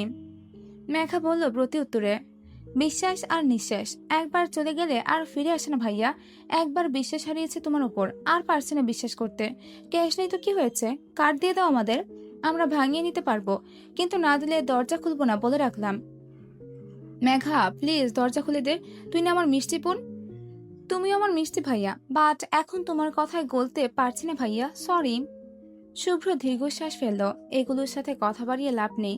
মেহেরও পেছন থেকে তাড়া দিচ্ছে ওদের আবদার মিটিয়ে দেওয়ার জন্য। আলমারি থেকে ব্যাংক কার্ড বের করলো শুভ্র, ওর সাথে ক্যাশ নেই এটা সত্য। দরজার নিচ দিয়ে কার্ডটা বাইরে বের করে দিয়ে বলল, এই নে, যা ইচ্ছে তাই কর, তোদের ডিমান্ডের থেকেও বেশি অ্যামাউন্ট আছে কার্ডে, এবার তো দরজা খোল। মুহূর্তে খট করে দরজা খুলল। দরজার বাইরে আদ্র, মেঘা আর সাফা দাঁড়িয়ে। শুভ্রকে দেখা মাত্রই শব্দ করে হেসে উঠল ওরা। মেহের দ্রুত ঘর হতে বেরোলো। মেঘার হাত খচখচ খামচে ধরে পিছু ফিরে শুভ্রের দিকে এক ঝলক চেয়ে বোকা বোকা স্বরে বলল চট করে, আমি নিচে যাচ্ছি ভাইয়া, তুমি এবার ঘুমাও। অগত্যা বৃহৎ নয়নে মেয়েটার দিকে বর্ষিত হয়ে চারজোড়া দৃষ্টি। সাফা, মেঘা আর আদ্র সমস্বরে উচ্চারণ করে টান দিয়ে, ভাইয়া। বাবা জায়গা খায় মেহের। শুভ্র রাগে চোখে কটমট করে চেয়ে আছে। এই মেয়েটা আসলে একটা গাধা, যদি মিনিমাম কমন সেন্স থাকে ওর মাথায়। মনে মনে রাগ পেশে বিড়বিড় করলো শুভ্র, গাধা, কাল আমার সাথে বিয়ে হয়েছে তোর, ভাবলার মতো ঘুমিয়েছিলি বলে দয়া মায়া দেখিয়ে বাসরটা করিনি, তাই বলে এখনো ভাইয়া রাখবি আমায়? আমি তোর কোন জন্মের ভাই? বন্ধুর বোনরূপী বউ না হলে এক্ষুনি বন্ধুর বাড়িতে রিটার্ন করে দিতাম তোকে। বউয়ের মুখে সাত সকালে ভাইয়া ডাক শুনতে হচ্ছে, কি মুসিবত আমার। আদ্র, সাফা আর মেঘা এক মুহূর্ত পর হু হু করে হেসে উঠল। ওদের হাসিতে লজ্জায় মুড়িয়ে গেল মেয়েটা। মেঘা ভেঙে বলল, ভাইয়া তুমি এবার ঘুমাও, আমরা যাই, চলো ভাবি। সাফার হাতে কার্ড, শুভ্রকে লাস্টবার কার্ডটা দেখে ভেঙচি কেটে নিজের ঘরের দিকে দৌড় দিল সে। কেবলই দুদিকে মাথা নাড়ল শুভ্র। আজ ওদের ভৌবাত, সন্ধ্যার পর গেট টুগেদার, অতিথি আসবেন অনেক, ব্যস্ততা দ্বিগুণ বেশি। রৌদ্রের নাগাল নেই কাল থেকে, রাতেও বাড়িতে দেখা যায়নি আর। বিকেলের আগে আগে আজ কিছু পুরনো মুখ হাজির হয়েছে। বিয়েতে আসতে পারেনি এনারা, তবে বিয়ের পর দিন বউ ভাতে ঠিক এসেছেন। রুবিনা কবিরের একমাত্র বোন রুহানা শিকদার আর তার পুরো পরিবার। এই পরিবারের সাথে আলাদা করে নতুন একটা সম্পর্ক জোড়ার কথা ছিল 5 বছর আগে, যা জোড়া লাগেনি, বরং বর্তমান সম্পর্কেও টানাপোড়েনে লেগেছে, ভেঙেছে সম্পর্কের শৃঙ্খল। সেই 5 বছর আগ থেকেই বোনের সাথে মনোমালিন্য ছিল রুবিনা কাবিরের, তবে সময়ে সময়ে মনোমালিন্যতা কমে এসেছে। সম্পর্কটা পুরোপুরি আগের মতো স্বাভাবিক না হলেও মধুকান্নে তিক্ত নেই এখন। এখন মিটে এসেছে সব মন কষাকষি। রেহানা শিকদারের সাথে তার পুরো পরিবার এসেছে। স্বামী ইসমাইল শিকদার, বড় মেয়ে আরিবা শিকদার ইভা, ছোট মেয়ে সানিহা শিকদার সারা, আর একটা 3 বছরের ফুটফুটে বাচ্চাও আছে সাথে। সবার আগমন স্বাভাবিক হলেও ইভার আগমনটা বেশ সংঘাতে ফেলেছে কাবির পরিবারের সকলকে। 5 বছর আগের সেই ঘটনায় ঘা পড়ল আজ আবার। রৌদ্র এখনো বাড়িতে নেই। সে ফিরল এই মেয়েকে এই বাড়িতে দেখার পর কি করবে কে জানে। ভয়ে তটস্থ রুবিনা কাবির একই কাল থেকে ছেলের চিন্তায় দিশেহারা। এখন ইভাকে দেখে বেকুল হয়ে পড়লে আরো বেশি। তার বেপরোয়া ছেলে চেয়ে পরোয়া করবে না কোনো কিছুর। এতদিনে বোনের সাথে পুনরায় সম্পর্কটা ঠিক হয়েছে একটু, আবার কি হবে কে জানে। পার্লার থেকে মেকআপ আর্টিস্ট এসেছেন। মেহেরকে সাজানো হচ্ছে ওর রুমে। অলরেডি বাদ বাকি অতিথিরা আসা শুরু করে দিয়েছেন। মেঘা নিজের রুমেই আছে, তৈরি হয়েছে সে। এত এত মেহমানদের ভিড়ে নিচে নামেনি আজ, ঘরে বসে আছে সেই থেকে। দরজা খুলে হুড়মুড়িয়ে কেউ ভেতরে ঢোকা মাত্রই চমকালো মেয়েটা। ধক করে চাইল দরজার দিকে। অমনি কণ্ঠ চেপে উৎকীর্ণ হয়ে উৎসুকতায় চেঁচিয়ে উঠল সারা, মেঘা! ছ্যাৎকার ওঠে মেঘা, নিমিষে প্রগাঢ় হাসি ফুটে উষ্ঠ জোড়ায়। সারা ছুটে এসে জড়িয়ে ধরে মেঘাকে। মেঘা, কেমন আছিস তুই? কতদিন পর দেখলাম তোকে, কেমন আছিস বল আগে। মেঘা হাসি সমেত বলে, আমি ভালো আছি। আমিও তো কতদিন পর দেখলাম তোকে। তুই কেমন আছিস বল। আমি বিন্দাস আছি, তোকে দেখে আরো বেশি বিন্দাস হয়ে গেলাম। উফ, আমার যে কি খুশি লাগছে ভাবতেই পারবি না। বল, কতদিন পর তোর সাথে দেখা। সে কবে থেকে আসবো আসবো করেও আসা হচ্ছে না, অবশেষে আসলাম শুধু তোর সাথে দেখা করার জন্য। ইস, আজ আমি ভীষণ হ্যাপি। ইউনো, তোকে দেখে খুশিতে পাগল হয়ে যেতে ইচ্ছে করছে আমার। মেঘা ফিক করে হাসে, সারাকে ছেড়ে বলে, পাগল একটা, সে পাগলই রয়ে গেছিস। কখন আসলি বল আগে। কেবলই তো আসলাম, এসে তোর কাছে ছুটে এসেছি, এক মুহূর্ত অপেক্ষা করিনি। মেঘা ঠোঁটের হাসি কমায়, ধীরে বলে, আঙ্কেল আন্টি আসেনি? এসেছি তো, আর ইভা আপুও। থামলো সারা, মেঘার মুখ পানে তাকিয়ে বাকি কথা গেলে নিল। বলল কথা পেঁচিয়ে, এসব ছাড়, কত শুকিয়ে গেছিস তুই, খাওয়া দাওয়া করিস না ঠিকঠাক? করি তো। মলিন ছোট উত্তর। হাসার চেষ্টা করলো সারা। মেঘাকে টেনে খাটের উপর বসালো। সাইড ব্যাগ থেকে হাত ডুবিয়ে কয়েকটা লজেন্স বের করলো। মেঘার দিকে বাড়িয়ে দিয়ে বলল, এই দেখ তোর পছন্দের লজেন্স এনেছি তোর জন্য। জানিস আমাদের স্কুলের পাশের দোকানটায় এখনো পাওয়া যায় এসব। আমি আসার আগে অনেকগুলো নিয়ে এসেছি তোর জন্য। তোর তো এটা খুব পছন্দ, আমরা কত খেতাম আগে। মেঘা ভরা গালে হাসে। সারা ওর সেই ছোট্ট কালের ফ্রেন্ড। সেই ক্লাস 2 থেকে বন্ধুত্ব এই পাগলটার সাথে। বন্ধুত্বের দূরত্ব এসেছে 5 বছর আগে। মেঘা তো এখন আর নিজেদের বাড়িতে থাকে না, সব হারিয়ে এ বাড়িতে পড়ে আছে। নিজের সেই ছোট্ট বাড়িটা থেকে অনেকটা দূরে। সারার সাথে দূরত্ব বেড়েছে সেই তখন থেকে। এই বাড়ির আত্মীয় হওয়ার আগে সারা ওর বেস্ট ফ্রেন্ড, ওর জান ছিল। আর বেস্ট ফ্রেন্ডের খাতিরে 5 বছর আগে তার দেখা হয়েছিল রুটবিকাবের রুদ্রামের একরক্ষ বেপরোয়া ছেলের সাথে। বেস্ট ফ্রেন্ডের খাতিরে 5 বছর আগের কমিউনিটি সেন্টারে সেই বিয়ের অনুষ্ঠানে গিয়েছিল মেঘা। সেখানেই বরবেশে প্রথম দেখেছিল সেই ইরিটেটিং লোকটাকে। মেঘা বড্ড খুশি ছিল সেদিন। সারার বোন হওয়ার দরুন মেঘার কাছেও ইভা ছিল আপন বোনের ন্যায়। আপনজনহীনা অনাথ একটা মেয়েটার দ্বিতীয় পরিবার ছিল শিকদার পরিবার। মেঘাকে খুব স্নেহ করত ও বাড়ির সবাই। কিন্তু সেই দিনের সেই অনাকাঙ্ক্ষিত ঘটনার পর, সেই বেপরোয়া ছেলের উদ্যতার পর মেঘা ছিন্ন হয়েছে তার সেই দ্বিতীয় পরিবার হতে। এখানে এসে পড়েছে সে, পেয়েছে কাবির পরিবার। সেবার বিয়ের দিন ইভাকে বউ সাজে দেখেছিল মেঘা, আর রোজকে দেখেছিল ইভার বর রূপে। ইভার পালিয়ে যাওয়ার ঘটনা জানত না সে। তার আগে বাড়িতে ফেরার জন্য বেরিয়ে এসেছিল সেন্টার হতে। বেরোনোর পরপর বাড়ি ফেরার আগেই পথিমধ্যে রাস্তার ধারে রোজকে দেখা মাত্রই থমকেছিল ষোড়শী কন্যা। চেনা মুখশ্রী দেখা মাত্রই গদগদ হয়ে এগিয়ে গিয়েছিল সে। অতঃপর বাকিটা যা হয়েছে সব অনাকাঙ্ক্ষিত, অপ্রত্যাশিত, যা কভু কল্পনা করেনি ষোড়শী কন্যা। যা সেই ষোড়শী কন্যার পুরো জীবনটাই পাল্টে দিয়েছে, রং বদলে দিয়েছে জীবনের। সবার সাথে আজকাল দেখা হয় না, কথা হয় টুকটাক ফোনে। ওদের আগের মতো সেই গভীর বন্ধুত্বটা নেই। একে অপরকে হিনা অচল ছিল ওরা। সেই অচলতা কেটে গেছে, সয়ে গেছে সবটা। সারা মেয়েটা বড্ড ভালো, মেঘাকে আজও খুব বেশি ভালোবাসেও। এই যে কাছে পেয়েছে, কত শত কথা জমি আছে, সবটা উজাড় করে বলবে এখন। করছেও তাই। মেঘাকে জড়িয়ে গল্প জুড়ে বসেছে। চুপচাপ আনমনে শুনছে মেঘা, মনটা অন্য কোথাও। সাফা এতক্ষণে ঘরে আসলো। খাটের উপর মেঘার সাথে সারাকে দেখে কুচকে আসলো চোখ মুখ। তেজি হয়ে এগিয়ে এসে ফোস্ট করে বলল, সারা, তোমাকে তোমার মা খুঁজছে, ডাকছে নিচে। সারা কথা বন্ধ করলো, মেঘাকে উদ্দেশ্য করে বলল, এখানে থাক, আমি গিয়ে দেখি আমু ডাকছে কেন, এক্ষুনি আসছি কেমন, বলে বেরিয়ে গেল। ও বেরোতে উষ্ঠ উঠে সাফা গাল ফুলিয়ে কাতর চোখে তাকে বলে নিভু স্বরে, সারার সাথে একদম মিশবে না বলে দিলাম, তুই আমার বেস্ট ফ্রেন্ড, এখন ওর আর কিচ্ছু নোস, বেশি ঢলাঢুলি করবি না ওর সাথে, আমার কিন্তু একটু ভালো লাগে না তোর সাথে ওকে দেখলে, বল আমায়, ওর সাথে কথা বলবি না বেশি, শুধুমাত্র তোর বেস্ট ফ্রেন্ড আমি, সাফা ব্যতীত তোর লাইফে আর কোনো বেস্ট ফ্রেন্ড নেই। মেয়েটার উল্টোপাল্টা কথায় মিহি হেসে ওঠে মেঘা, এই মেয়েটাও কম পাগল নয়। সন্ধ্যা হতে চলল, তবুও বাড়ির ছোট ছেলের কোনো পাত্তা নেই। রুবিনা কাবির চিন্তায় চিন্তায় টলে পড়েছেন, মাথা ঠিক রাখতে পারছেন না আর। তোফায়েল কাবিরের কাছে খবর পেয়েছেন তার ছেলের ফ্লাইট আছে আজ রাতে, 9টার ফ্লাইটে তার ছেলে পাড়ি জমাবে অদূরে। তার মানে আটকানো যাবে না তার ছেলেকে, থামবে না তার বেপরোয়া ছেলে, কেউ রোকতে পারবে না তাকে। এই ভেবেই কেঁদে কেঁদে অস্থির রুবিনা কাবির। বিকেলের পর থেকে ঘর হতে বেরোননি আর, অতিথিদের সামনে যাননি, প্রকাশ করেনি দুর্বলতা। শুভ্র আর মেহেরকে বাইরে স্টেজের উপর বসানো হয়েছে। আজ মেয়েটা শুভ্র সফেদ রঙের লেহেঙ্গা পরেছে ভারী কাজের, শুভ্র তাই। মেহেরের বাড়ি থেকেও সবাই এসেছে ইতিমধ্যে। মেঘা সেভাবে ঘর হতে বেরোচ্ছে না আজ আর। খানিক আগে সাফা টেনে টুনে ওকে নিয়ে বেরিয়েছে গার্ডেনে। শিশির এসেছে আজ, অনেক করে বায়না ধরে বলার পর সেই মেয়ে এসেছে এই বাড়িতে। সাফা আর মেঘার ক্লোজ ফ্রেন্ড হওয়ার দরুন বিয়েতে শুধুমাত্র ওকে ইনভাইট করেছিল ওরা, কিন্তু ওই মেয়ের সময় কুলোয়নি বিয়েতে হাজির হওয়ার মতো।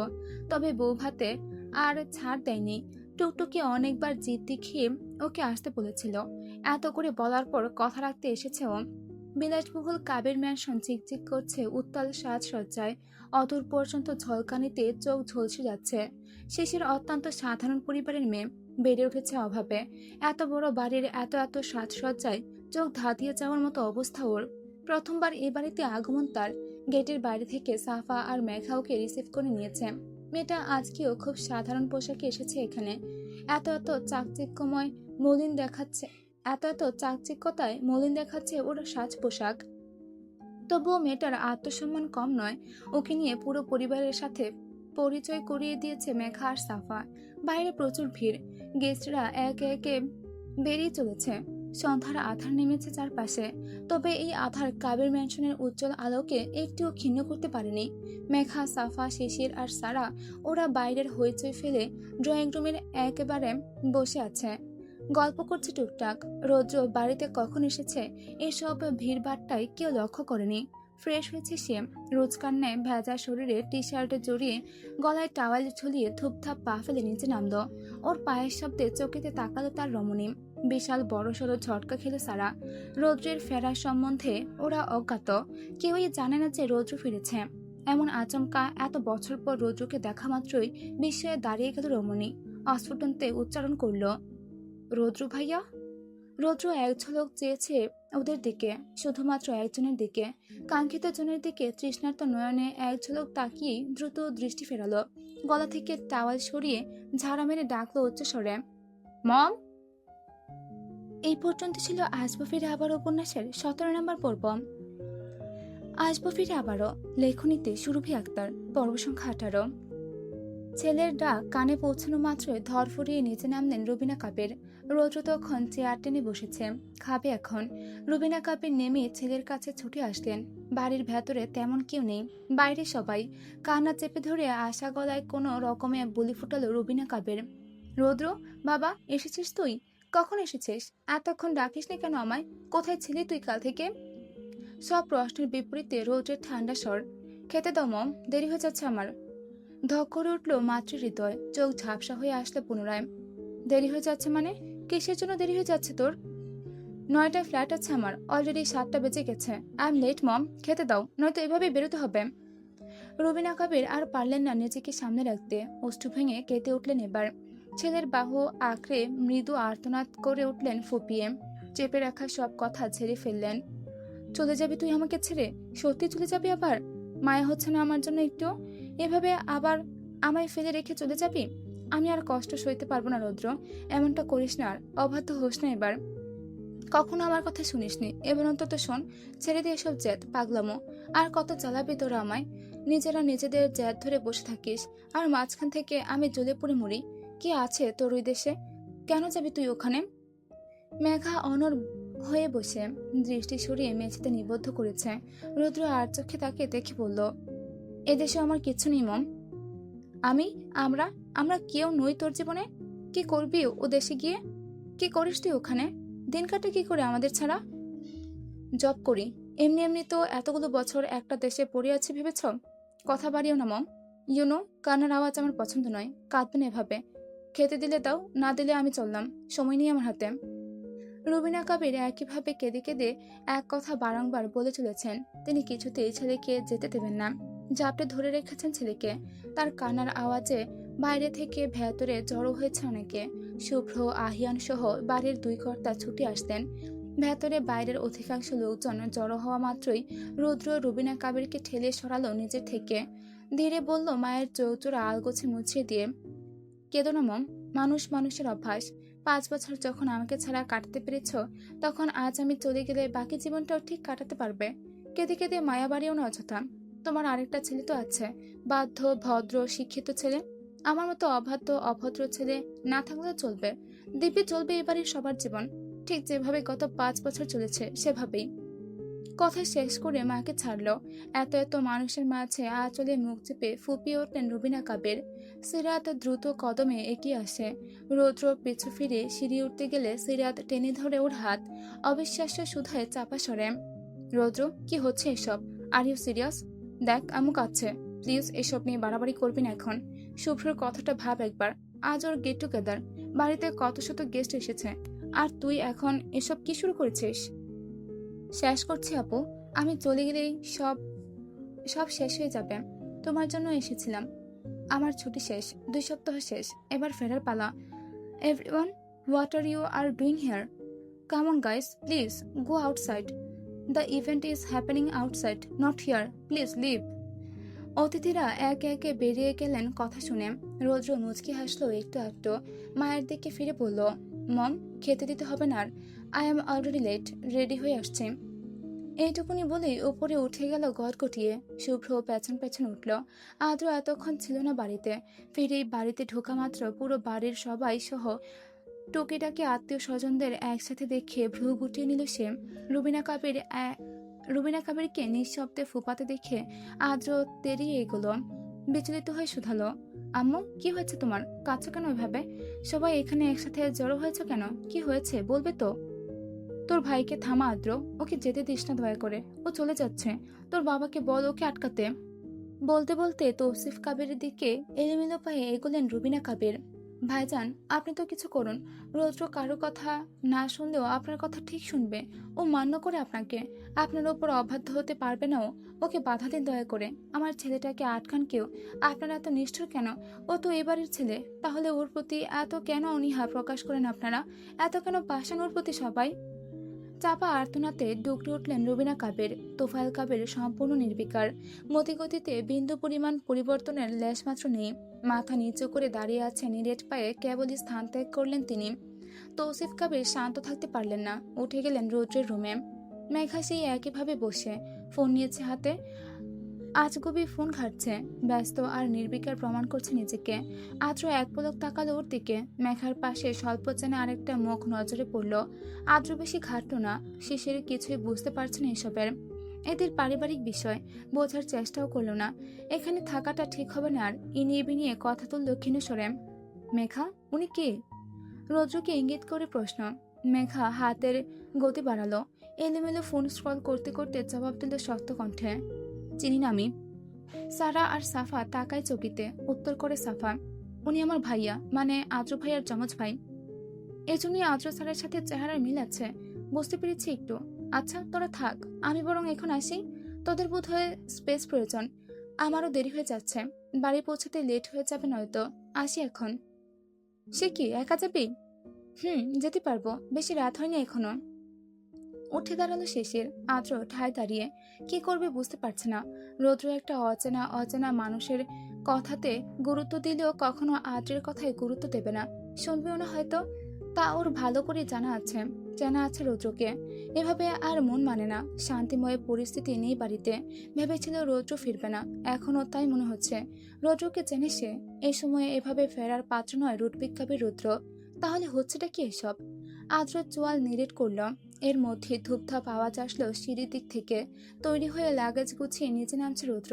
পেছন পেছন শুভ্র আর তোফাল কাবের। হাজার বোঝানোর পরও বেপরোয়া ছিলেন, মনকে ফেরানো যায়নি। কানে তুলিনি কোনো কথা। রৌদ্র নিচে নেমে সিঁড়ির নিচে লাগেজ রাখলো। রবিনা কাবির তা দেখে সমস্ত শক্তি খুইয়ে ফেললেন। ধপ করে বসে পড়লেন চেয়ারে। সিরাত তার বাহু আঁকড়ে ধরল। রৌদ্র হাসলো এক ফালি। সবাইকে উপেক্ষা করে একটু কোমল কণ্ঠে বলল, গুড বাই এভরিওয়ান। মেঘা এক ঝটকায় উঠে দাঁড়ায়। এখানটায় টেকা যাচ্ছে না আর। কোনো দিকে তাকালো না ও। হাতের মুঠোয় ফোন চেপে ধরে মাথা নত করে দ্রুত পদে এগুলো সিঁড়ির দিকে। উদ্দেশ্য এখান থেকে মুক্তি পাওয়া। দম বন্ধ লাগছে এত সবার উপস্থিতিতে। সিঁড়ির সামনে পাশাপাশি রৌদ্রকে পাশ কাটালো সে।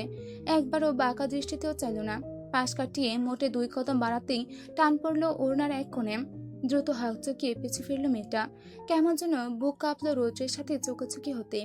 দৃষ্টি নিচে করে পরক্ষণে তাকালো ওড়নার দিকে। অপ্রত্যাশিতভাবে আচমকাই মেঘার ওড়নার এক কোণা আটকে আছে রৌদ্রের রোলেক্স ঘড়ির সাথে। মেয়েটা হুট করে বাধা পড়ল অবাধ্য লোকটার সাথে। ঢুক গেল। পরিবর্তে ফিচেল হাসল রুদ্র। মেঘা তড়িঘড়ি করে ওড়নায় টান মারে। ওড়নার সাথে ঘড়ির আটকানোর দরুন হাতে ঝাড়া পেতে দাঁত পেশে ধমকালো রুদ্র, ইডিয়েট, থাপ্পড় খাবে বলে রাখলাম। যাওয়ার আগে হাত খুলে নিবি আমার। নিজেই ছাড়িয়ে দিল ওড়নার কোণা। মেঘা মুহূর্ত অপেক্ষা করলো না। দম খেঁচে দ্রুত ছুটল উপরের দিকে। রৌদ্রও তাকালো না আর। সে বেপরোয়া ছেলেকে রুখতে পারল না কেউ। সমস্ত বাধা, পিছুটান, কান্নার রোল, মায়ার বাঁধন সব জুড়ে সেই ছেলে বেরোলো বাড়ি থেকে। রুবিনা কাবির ভেজা চোখে কেবলে চেয়ে দেখলেন ছেলেকে। বাড়ি থেকে বেরোনোর আগ অব্দি ওকে রুখতে কত কষ্ট না করলো সবাই, কিন্তু সেই ছেলে পরোয়া করলো না কোনো কিছুর। বেরিয়ে আসলো সে। বাইরে অতিথিদের ভিড় ঠেলে প্রধান গেট পেরোলো। গেটের বাইরে চকচকে একটা গাড়ি দাঁড়িয়ে। ভেতরে সৌভিক বসে ড্রাইভিং সিটে। রৌদ্র উঠে পড়লো পাশে। আর ফিরল না বাড়ির পানে। চেয়ে দেখলো না ওর পিছু পিছু সবাই বেরিয়ে এসেছে। গাড়ি স্টার্ট হলো। নিমিষে স্বাভাবিক স্পিডে কাবের ম্যানশনের গন্ডি ছাড়লো সেই গাড়িটা। রাতের আধারে ধুলো উড়িয়ে চলে গেল অদূরে। আড়াল হলো কত শত জোড়া দৃষ্টির। ব্যালকনিতে রেলিং ঘেঁষে দাঁড়িয়ে মেঘা। আধারে মিলিয়ে যাওয়া গাড়িটার দিক থেকে চোখ ফিরিয়ে খামচে ধরল রেলিং এর রোলার। চোখ বুঝে নিল অতৃপ্ততায়। দম আটকে দীর্ঘক্ষণ পর ধীরে হাফ ছাড়ল। স্থির চিত্তকে অস্থিরতা দৃশ্যমান। স্বল্প বিধ্বস্ত শরীর, নেতি আসছে দুর্বলতায়। কোনো রকমে শরীরটা টেনে ধপ করে বারান্দার ইজি চেয়ারটায় বসে পড়ল মেঘা। শরীরটা এলিয়ে দিল পেছনের দিকে। ঢোক গিলতে গলায় বাজছে। হাতের মুঠোয় ফোন, সাথে ইয়ারফোন। মেঘা দ্রুত কানে ইয়ারফোন গুঁজে নিল। কম্পিত হচ্ছে হাতের সাথে পুরো শরীর। ঠক ঠক করে কেঁপে কেঁপে কোনো রকমে মনকে সংযত করতে একটা গান চালালো আন্দাজে। হাঁসফাঁস করে চালিয়েই ফোনটা কোলে ফেলে মাথায় এলিয়ে চোখ বুঝলো আবার। মৃদু সাউন্ডে হিন্দি গান বাজছে কানে। मेरी दुआ है सजदा तेरा कर दी सदा तू सुन ले करार मेरा मैं करूँ इंतजार तेरा तू दिल तो यूं जान मेरी मैं तेनू समझावा कि ना तेरे बिना लगदा जी। মেঘা উপহাস করে হাসে নিজের উপর। চোখ খোলে না এক মুহূর্ত। বন্ধ চোখ ছাপিয়ে পা চোখের কার্নিশ পেয়ে গড়িয়ে পড়ে পরপর 2 ফোঁটা উষ্ণ তরল। ঠোঁট ভেঙে আসে যন্ত্রণায়। উষ্ঠপুটে দাঁত বসিয়ে হাত মুঠো করে নিজেকে লুকিয়ে ফেলে মেয়েটা। লুকিয়ে ফেলে ক্ষোভের আড়ালে লুকায়িত অপ্রকাশিত সবকিছু। গাড়ি চলছে পুরো গতিতে। উদ্দেশ্য এয়ারপোর্ট। রৌদ্র সিটে মাথায় দিয়ে চোখ বুঝে রেখেছে সেই থেকে। সৌভিক কথা বলার চেষ্টা করলেও সাড়া পায়নি ওর থেকে। তাই চুপ করেছে সে নিজেও। কিছু দূরে যাওয়ার পর রৌদ্রের কড়া স্বরের হুঙ্কার ভেসে আসলো, স্টপ দ্য কার। সৌভিক বুঝল না। এতক্ষণে রৌদ্রের জবানে বাণী শুনে সৌধিয়ান হয়ে প্রশ্ন করল, হ্যাঁ? গাড়ি থামা। কেন? এই মাঝ রাস্তায় কি করবি? এয়ারপোর্ট এখনো দূরে আছে। থামাতে বলেছি থামা। I said stop. দ্রুত একপাশে ব্রেক কষল সৌভিক। গাড়ি দাঁড় করিয়ে রৌদ্রের দিকে ফিরল। চোখ খুলল রৌদ্র। সোজা হয়ে বসে বলল, নাম গাড়ি থেকে। কি বলছিস? নামবো কেন? নামতে বলেছি তাই নাম। কিন্তু কেন? দেখ ব্রো, আই এম কনফিউজড। কি করছিস তুই এসব? আবার ফিরছিস কেন সেটাই তো বুঝতে পারছি না আমি। তোকেও তো বুঝতে হবে না। নামতে বলেছি নাম। আর যদি মরার ইচ্ছে থাকে তাহলে বসে থাক। What Rudy? What are you saying? Shut up. তোকে যা বলেছি তাই কর। নাম গাড়ি থেকে। তপ্ত ধমকে চমকালো সৌভিক। রৌদ্রের রক্তবর্ণ চোখ। কথা না বাড়িয়ে সিট বেল্ট খুলে গাড়ি থেকে নেমে পড়ল সে। রৌদ্র ফ্রন্ট সিট থেকে ড্রাইভিং সিটে ট্রান্সফার করলো নিজেকে। সৌভিক গাড়ির পাশে দাঁড়ালো। স্টিয়ারিংয়ে দুহাত রেখে সামনের পানে তাকায় রৌদ্র। অদূরে একটা ইলেকট্রিক শক্তপোক্ত পোল দেখা যাচ্ছে রাস্তার ধারে। এই রাস্তায় ঝাঁঝাটও কম, তাই এ পথ বেছে নেওয়া। পোলটার দিকে এক দৃষ্টে কিছুক্ষণ তাকিয়ে থেকে দম টানল বুক ভরে। চোখ বুঝে রেখে সেকেন্ড 3 বাদ চোখ খুলল।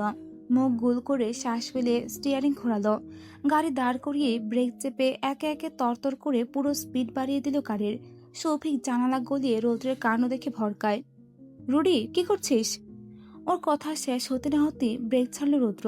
ফুল স্পিডে দ্রুত এলোমেলো হয়ে ছুটল 4 চাকা গাড়িটা। গতি ব্যাগতিক হয়ে সোজা ছুটল পুরো গতিতে। সৌভিক চোখ গোল করে তাকায়। মিনিট 2 মাথায় ওর চোখ সম্মুখে ঘটে যায় বিভৎস এক অনাকাঙ্ক্ষিত ঘটনা। দ্রুত বেগে এলো পাথারি ছুটে গিয়ে ধাম করে গাড়িটা ধাক্কা খায় সামনের ইলেকট্রনিক পোলটায়। বিকট এক শব্দে থমকে যায় আশপাশ। ফাঁকা ঝানজটহীন রাস্তার গুটি কয়েক মানুষ চমকে তাকায় গাড়িটার দিকে। ততক্ষণে গাড়িটার ইঞ্জিন থেকে কালো ধোঁয়া উঠতে শুরু করেছে। সৌভিক বাকরুদ্ধ, চোখে অবিশ্বাস্য। মাথা চক্কর দিয়ে উঠল ওর। তীর তীর করে কম্পিত হলো চিত্ত। বৃহৎ অবিশ্বাস্য নয়নে চেয়ে থেকে সেকেন্ড কয়েক বাদ অস্ফুটন্ত উচ্চারণ করল, রুডি। রৌদ্র বেরিয়ে যাওয়ার পরপর থমথমে হয়ে গেছে পুরো কাবের মেনশন। রুবিনা কাবের নিস্তেজ হয়ে চুপটি মেরে ঘরে উঠেছেন ঠিক তখনই। বাড়ি এবং বাইরের পরিবেশ কুমুদ। জাঁকজমকপূর্ণ অনুষ্ঠানে স্তব্ধতার রেশে আধার নেমেছে একজনের বেপরোয়াপনার জন্য।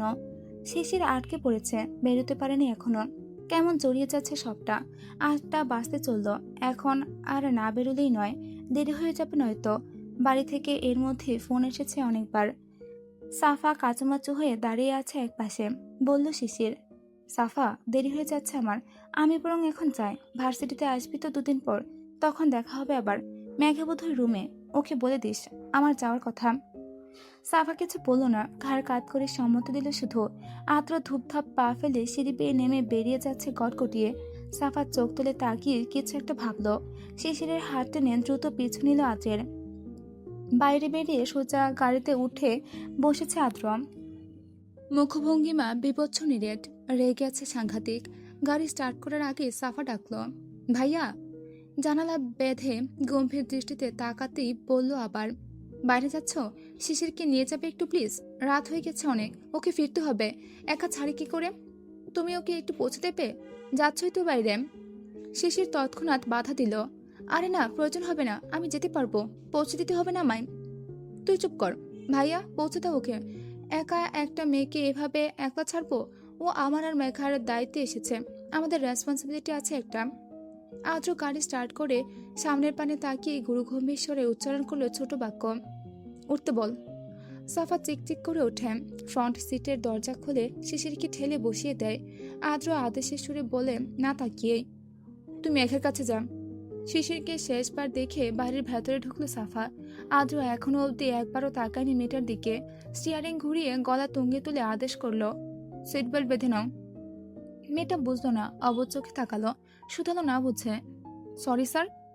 সিট বেল্ট বাঁধো। শান্ত স্বর। ততক্ষণে গাড়ি বেরিয়ে গেছে গেট পেরিয়ে। টেনে টুনে সিট বেল্টটা কোনো রকমে আটকেছে শিশির। এত দামি গাড়িতে জীবনে প্রথমবার ওঠা তার উপর ভার্সিটির লেকচারারের সাথে। একেই এনাকে ভয় পায় সবাই, গুরুগম্ভীর হিসেবেই খ্যাত ইনি। সাফা আর মেঘার বদৌলতে শিশির এনাকে আরও বেশি জানে টুকটাক। ওরা সবসময় বলে আদ্রিয়ান কাবের আদ্র কলেজে এসে গুরুগম্ভীর, বাকিটা সময় সম্পূর্ণ ভিন্ন। মেয়েটা গুটিয়ে বসে আছে, কেমন জড়তা লাগছে, পিট করে আর চোখে তাকাচ্ছে মুহূর্ত পরপর। মিনিট কয়েকের মাথায় টুং টুং শব্দে আদ্রের ফোনটা বেজে উঠল।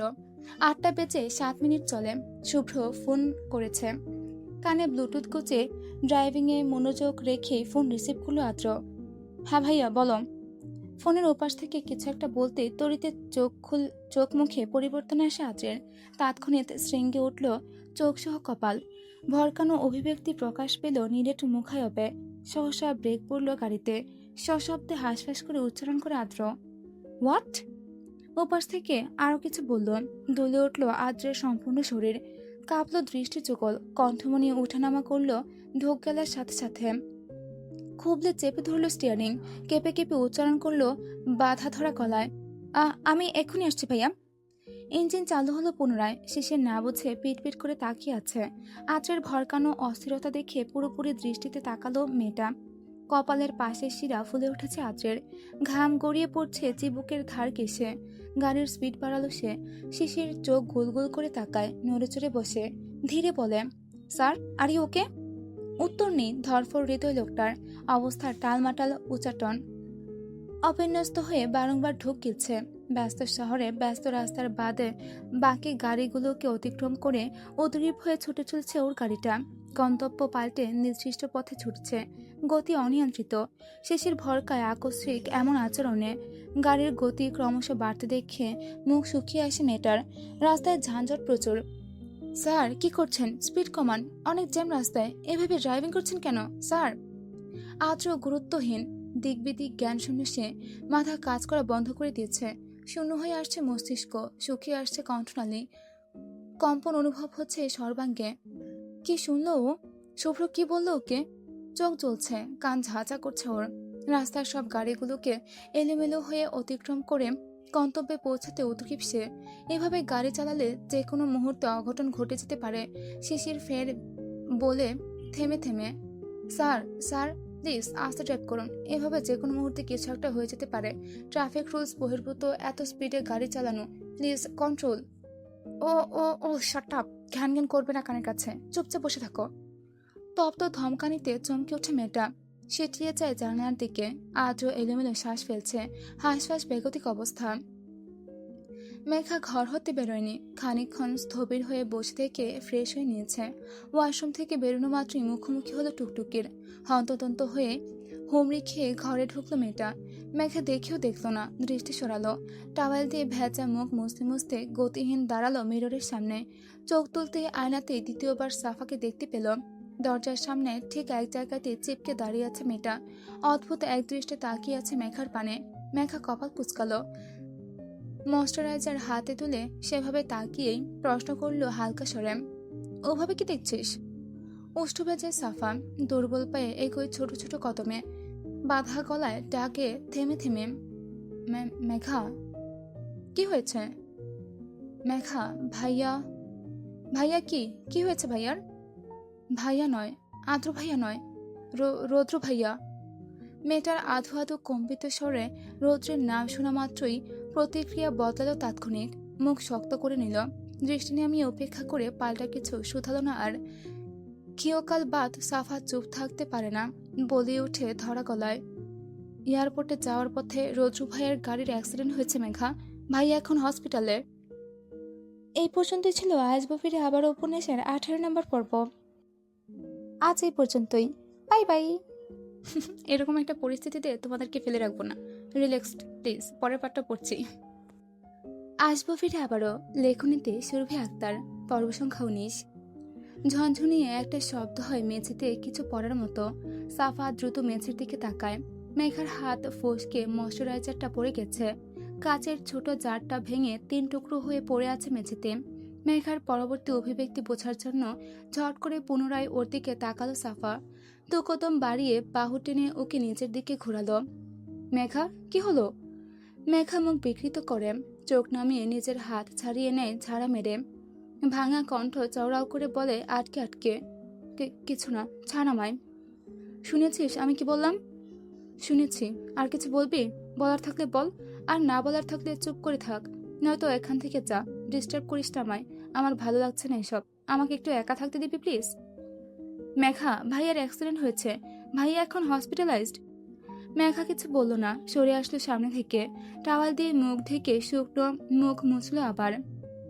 ছটফট করলো, হাঁসফাঁস লাগছে। শ্বাস না নিতে শ্বাস রোধ হয়ে আসছে দলা পাকিয়ে। ওকে শব্দহীন তরপাতে দেখে সাফা শুনিয়ে বলল ধীরজ স্বরে, বাড়ির সবাই হসপিটালে গেছে। ভাইয়ার কন্ডিশন মেবি ভালো। প্লিজ টুকটুকি চুপ কর। আমি শুনতে চাই না এসব। ওই লোকটার বিষয়ে কোনো কথা কর্ণপাত করতে চাই না আমি। আই হেট হিম। শুনে রাখ, আমি ঘৃণা করি তোরে ভাইয়াকে। ওনার কথা বলবি না আমার সামনে। শুনতে চাই না আমি ওই লোকটার নাম। প্লিজ আমাকে একটু একা ছাড়। আমি একা থাকতে চাই এই মুহূর্তে। ও, এটা তো আবার তোর ঘর। 5 বছর থাকার পর আগামীতে আর কদিনের অতিথি আমি এখানে। সরি, আমি বাইরের লোক হয়ে মাতাবুরি করছি। তুই থাক তোর রুমে, আমি গেস্ট রুমে গেলাম। দম বন্ধ লাগছে আমার এখানে। আমি একটু একা থাকতে চাই। আসবি না আমার কাছে? কথা শেষ করে ছিন্ন ভিন্ন পায়ে ঘর হতে বেরিয়ে গেল। গেস্ট রুম সব দখল হয়ে গেছে মেহমান ধারা। কম অতিথি নেই বাড়িতে। মুখ গোল করে শ্বাস টানতে টানতে কোনো ঘর ফাঁকা না পেয়ে ছাদের দিকে ছুটল মেয়েটা। সিঁড়ি বেয়ে উঠতে উঠতে ঝাপসা দেখল সবটা। এলোমেলো পায়ে হুমড়ি খেয়ে পড়তে নিল একবার, তবে নিজেকে সামনে নিল পরক্ষণে। কোনো রকমের টাল সামলে উঠতে না উঠতেই দ্বিতীয়বার সিঁড়ির বাঁকে টাল হারিয়ে পড়তে সময় লাগতো না। হুবড়ি খেয়ে পড়ল উঁচু নিচু সিঁড়ির বাঁকে। ব্যথা পেয়ে মৃদু আর্তনাদ উঠল রুদ্ধ জবানে। তবুও দমল না রমণী। অবাধ্য মনের উচ্চাটনে হু হু করে উঠল কোমল হৃদয়। ঘোলাটির চোখ দুটো ডান হাতের পিঠে মুছতে মুছতে হিতে হিতে মতিশূন্য হয়ে পা দুটোকে টেনে তুলল খোলা ছাদে। আদ্রের গাড়িটা এলো পাথারি ছুটে গিয়ে সোজা থামলো হসপিটালের সামনে। কোনো রকমে ব্রেক চেপে গাড়ি থামিয়ে তাড়াহুড়া করে নামলো সে। কোন দিকে না তাকিয়ে না ফিরে দিক বিদিক হয়ে ছুটল ভেতরে। শিশির হতবম্ব, বিস্মিত নয়নে পাথর মূর্ত হয়ে গেছে মেয়েটা। আদ্র ওকে এভাবে ফেলে চলে যাওয়ার সময় একবার ডাকলো ক্ষুণ্ণ আওয়াজ তুলে, স্যার। আদ্রের কানে পৌঁছানি ডাক, সে ছুটে গেছে ভেতরে। এদিকে গাড়িতে রেখে গেছে মেয়েটাকে। হসপিটালের 3 তলার ভিড় জমেছে কাবির পরিবারের সদস্যদের। করিডোর জুড়ে নিস্তব্ধতা। এতক্ষণ থেমে থেমে কান্নার আওয়াজে মুখরিত ছিল চারপাশ, এখন স্তব্ধ। যিনি কাঁদছিলেন তিনি ইতিমধ্যে দুবার জ্ঞান শূন্য হয়ে পড়েছেন কাঁদতে কাঁদতে। আইসিইউ এর পাশের কেবিনে ঠাঁই জুটেছে সেই কান্নারত ভদ্র মহিলার। আদ্র হাঁসফাঁস করে উঠল 3 তলায়।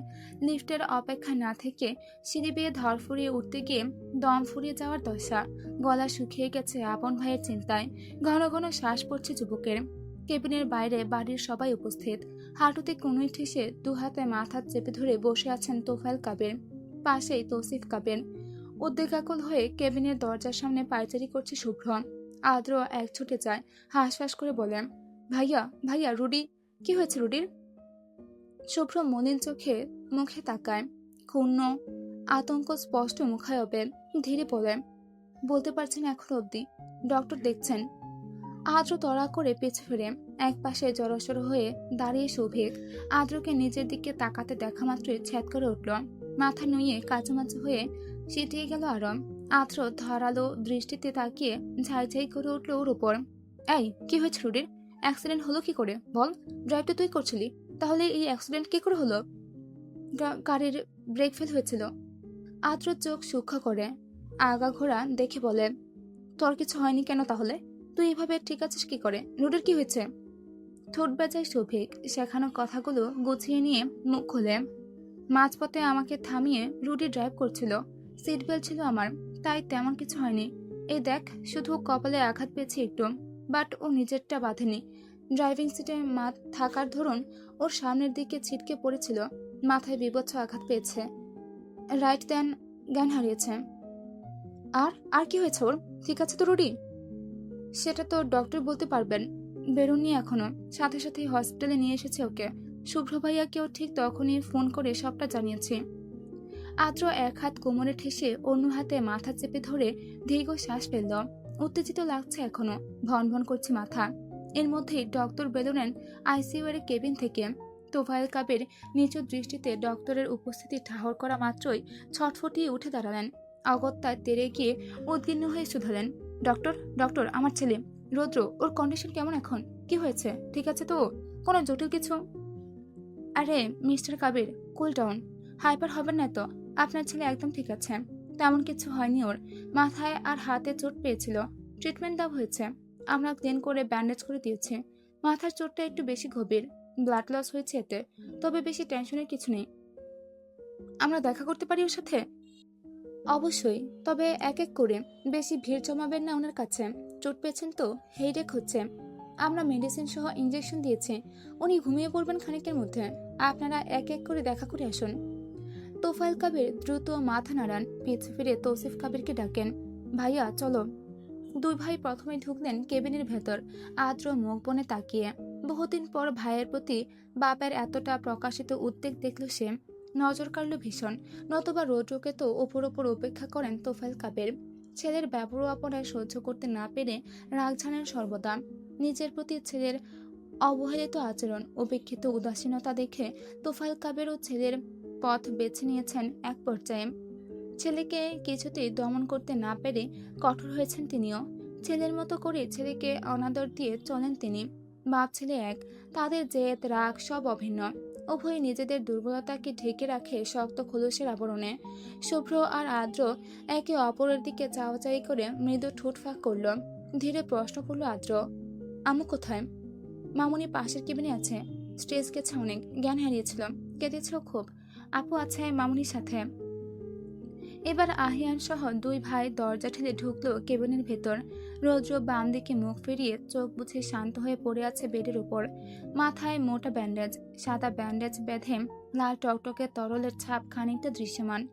তাগড়া যুবকের শরীর হতে ঝরেছে বহুত রক্ত। বাম হাতের কোনোই হতে কবজি পর্যন্ত ভারী ব্যান্ডেজ।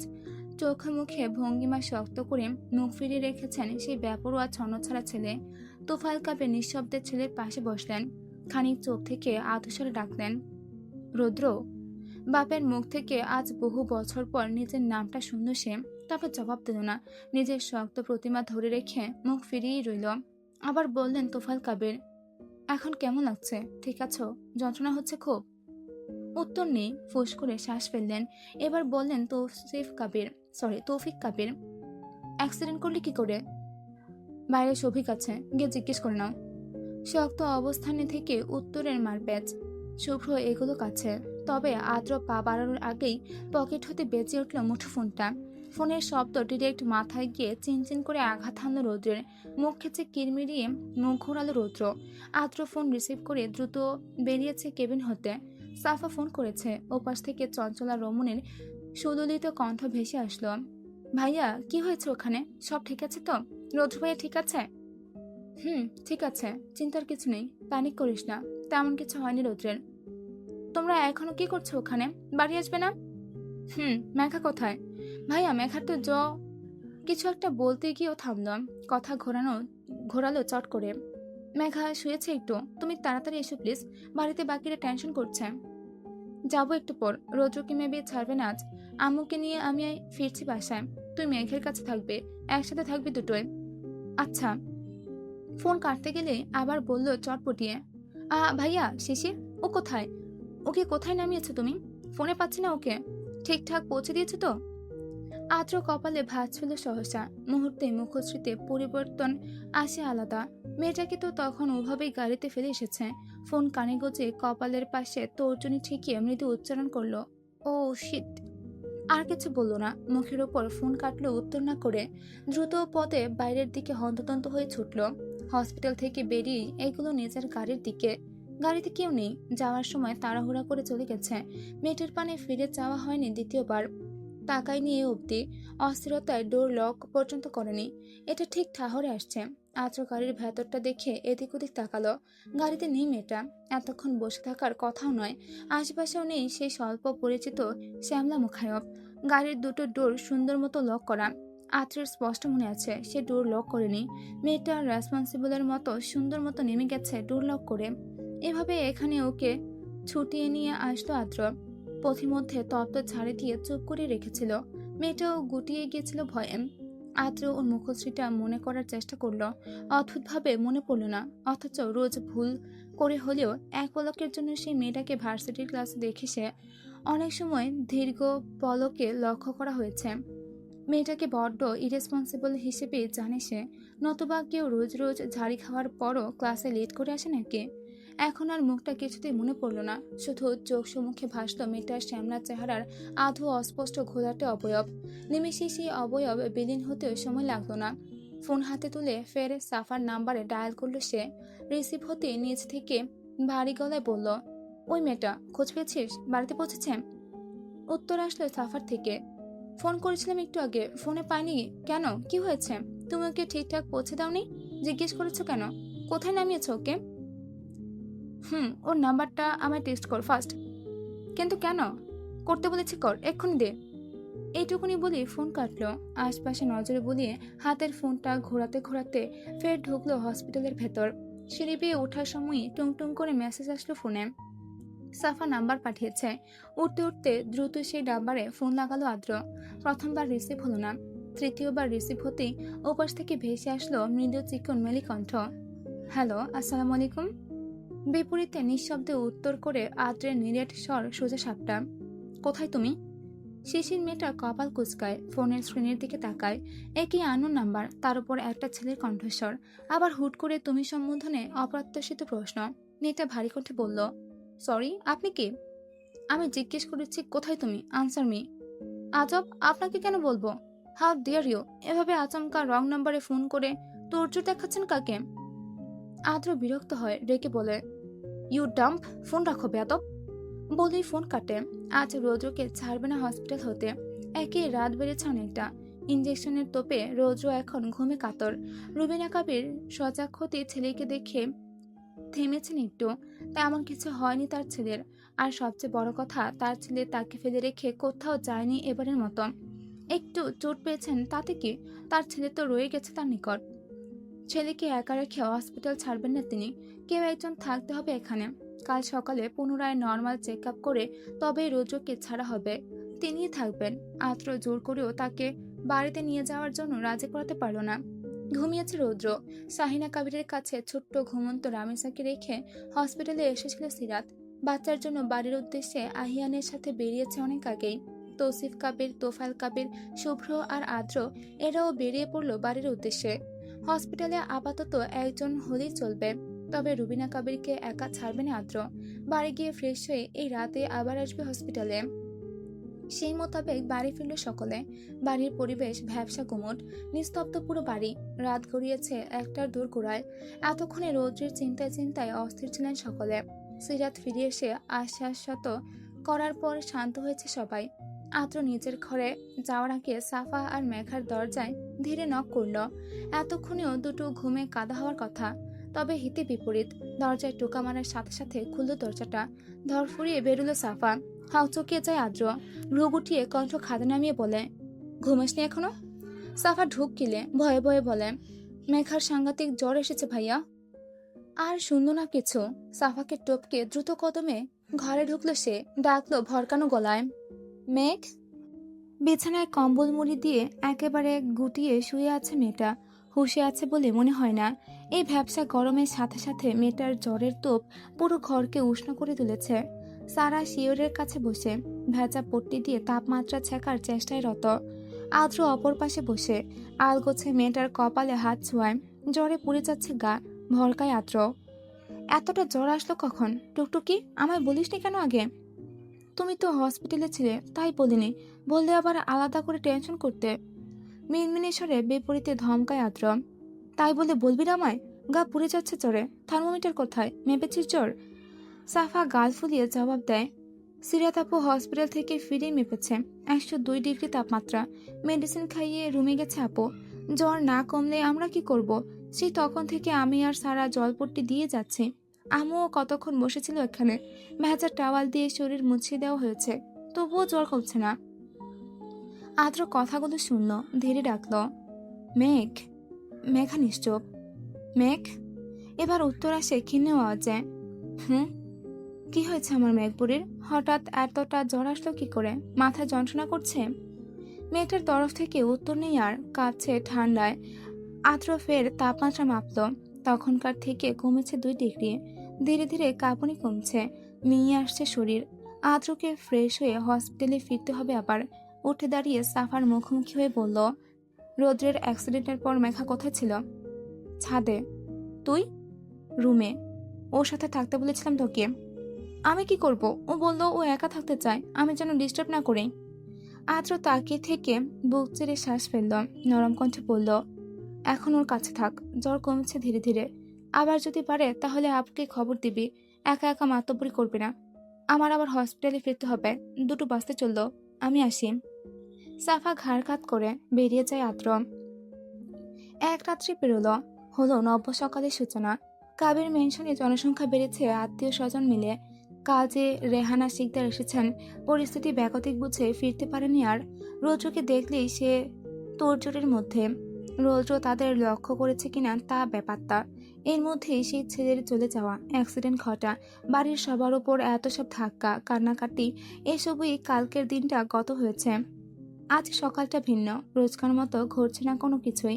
রৌদ্রকে নিয়ে ফেরার কথা 11টা হতে হতে। শাহিনা কাবির ভীষণ ব্যস্ত সময় পার করছেন কিচেনে।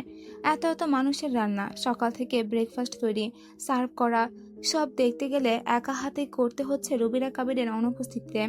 মেহেরকে কোনো কিছুতে এই অবধি হাত লাগাতে দিচ্ছেন না তিনি। আন্তারা বেগম আর রেহানা কাবির শেষ টুকটাক হাত লাগাতে গেলেন। ঘড়ির কাঁটা 10:30টার কোঠায়। কাল সারা রাত ঘুম হয়নি রীতিমতো। জ্বরের ঘোরে বেহুশ অবস্থায় ছিল মেঘার। রাত্রি যাপন করেছে অবচেতন থেকে, শান্তি মেলেনি। শেষ রাতের দিকে শরীরের উত্তাপ কমে এসেছে, তবেই না একটু স্বস্তি পেয়েছে সাফা আর সারা। নতবা সেই শেষ রাত অবধি মেঘার শিউরে জেগেছিল দুটো। ঘুম হয়নি সারা রাত। রাতের ঘুমটুকু পুষিয়ে নিচ্ছে বেলা জুড়ে। মেঘা উঠে পড়েছে সেই কবেই, শরীর মাথা এখনো ভার, 2 চোখ জ্বলছে, চোখ মুখ ফুলে গেছে এক রাতের জ্বরে। ঘুম ভাঙলেও ঘর ছাড়েনি মেঘা। সেই থেকে ফ্রেশ হয়ে এক মনে একদিনে ভঙ্গুর হয়ে ঝিমিয়ে বসেছিল বারান্দায়। রোদের ঝলকানিতে গা ঝিমঝিম করছে, একেই শরীর উষ্ণ, তার ওপর বেলা গড়ানো রোদের তীর্যক তাপে বারান্দায় টেকা গেল না আর। ঘরে এসে আয়নায় নিজেকে দেখলো একবার। কি অবস্থা ওর! চোখ মুখের হাল নাজেহাল। শুধু কি জ্বরের দরুন? জ্বর তো এসেছে অতিরিক্ত বাড়াবাড়ি করার জন্য। নিজের উপর চরম বিব্রত হলো মেঘা। নিজেকে আলাদা করে বিষণ্ণের সময় দিতে গিয়ে অবাধ্য চোখ দুটো অশ্রু ঝরিয়েছে অনেক। কেন তার দিশা খুঁজে পায় না যেদি কোমল হৃদয়। রক্ত ঝরেছে একজনের শরীর হতে, তাকে না দেখেই অশ্রু ঝরেছে অন্যজনের আঁখি হতে। এই অশ্রু ঝরানোর মাসুল কি সেই জন দিল, নাকি জানলো? সে কবু জানতেও পারবে না। তার চলে যাওয়ার বিরহে দুটো নয়ন কতটা বিষাদের অশ্রু বিসর্জন দিয়েছে। সে নয়ন চূড়ার মালকিন কবু প্রকাশও করবে না তা। কেন করবে? সে নয়ন চূড়ায় তো শুধু ঘৃণা প্রকাশিত হয় উক্তজনের জন্য। ঘৃণার বিপরীতে আকস্মিক দুর্বলতা প্রকাশ করা যে বেমানান। মেঘা ফুসল নিজের এমন অবস্থা দেখে, শক্ত হাতে ডলল চোখ মুখ। কি অদ্ভুত, অবাধ্য হচ্ছে আজকালও। আগে তো এমন ছিল না। ওই লোকটার ওপর ঘৃণা জমাতে জমাতে ঘৃণার পাহাড় তৈরি হয়েছে হৃদয় কঠোরে। সেই কঠোরের কোনো এক কোণে লুকিয়ে আছে দুর্বলতা। মেঘা হদিশ করবে না, ঠেলবে না সেই দুর্বলতা। সারা আর সাফা এখনো ঘুমে তলিয়ে। মেঘা ওদের এক পলক দেখে ঘর ছাড়ল, ধীর পায়ে সিঁড়ি বেয়ে নামলো নিচে। ঝাঁঝালো গন্ধ আসছে কিচেন হতে, ড্রয়িং রুম ফাঁকা। এই সময় কেউ নেই। মেঘা ধীরে কিচেনের দিকে এগোলো, ডাকলো মৃদু স্বরে, মনি, কিছু খেতে দেবে? খিদে পেয়েছে ভীষণ। শাহিনা কাবির ধক করে তাকান। মেঘা, উঠেছিস মা? জ্বর কমেছে তোর? দেখি দেখি। গায়ে হাত ছোঁয়ালেন তরিয়েতে এগিয়ে। জ্বর নেই। কাল রাতে কি অবস্থা হয়েছিল তোর?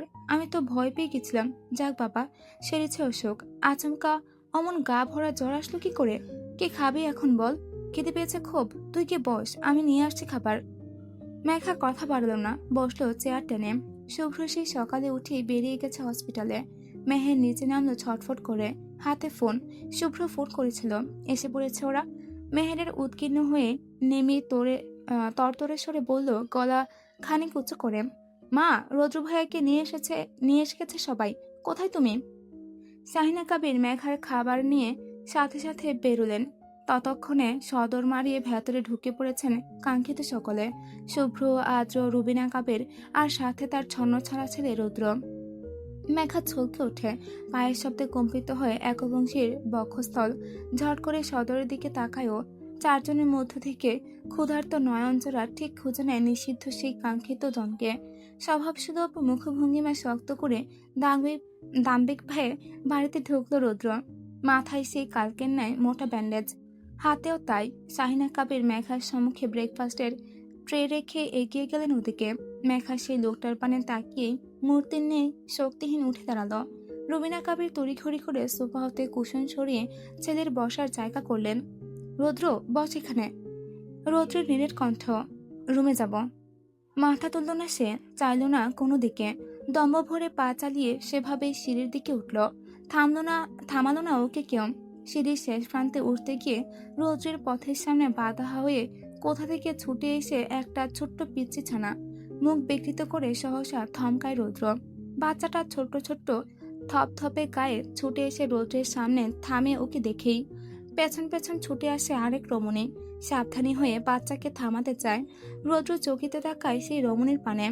অমনি ধপ করে মস্তিষ্কে আগুন জ্বলে উঠল ওর। জেগে ওঠে পুরনো ক্ষুব্ধতা। চক্ষুদ্বয় রক্তিম হয় তাৎক্ষণিক। ফেঁপে ওঠে টাটানো শিরা উপশিরা। চোখ রাঙিয়ে বিবচ্ছ করে সে দন্তপিষে হুঙ্কার ছাড়ে গগন কাঁপিয়ে, ইউ রাস্কেল, তোর সাহস কি ওর হলো আমার বাড়িতে পা রাখার? এই পর্যন্তই ছিল আসবো ফিরে আবার উপন্যাসের 19 নম্বর পর্ব। একটা কোশ্চেন তোমাদের কাছে, সবাই অবশ্যই গেস করে বলবে সেই রমণীটি কে। অবশ্যই সবাই কমেন্ট করে জানাবে। আর আজকের পাঠ পড়তে গিয়ে অনেক বেশি আটকে গেছেন, তার জন্য খুব দুঃখিত।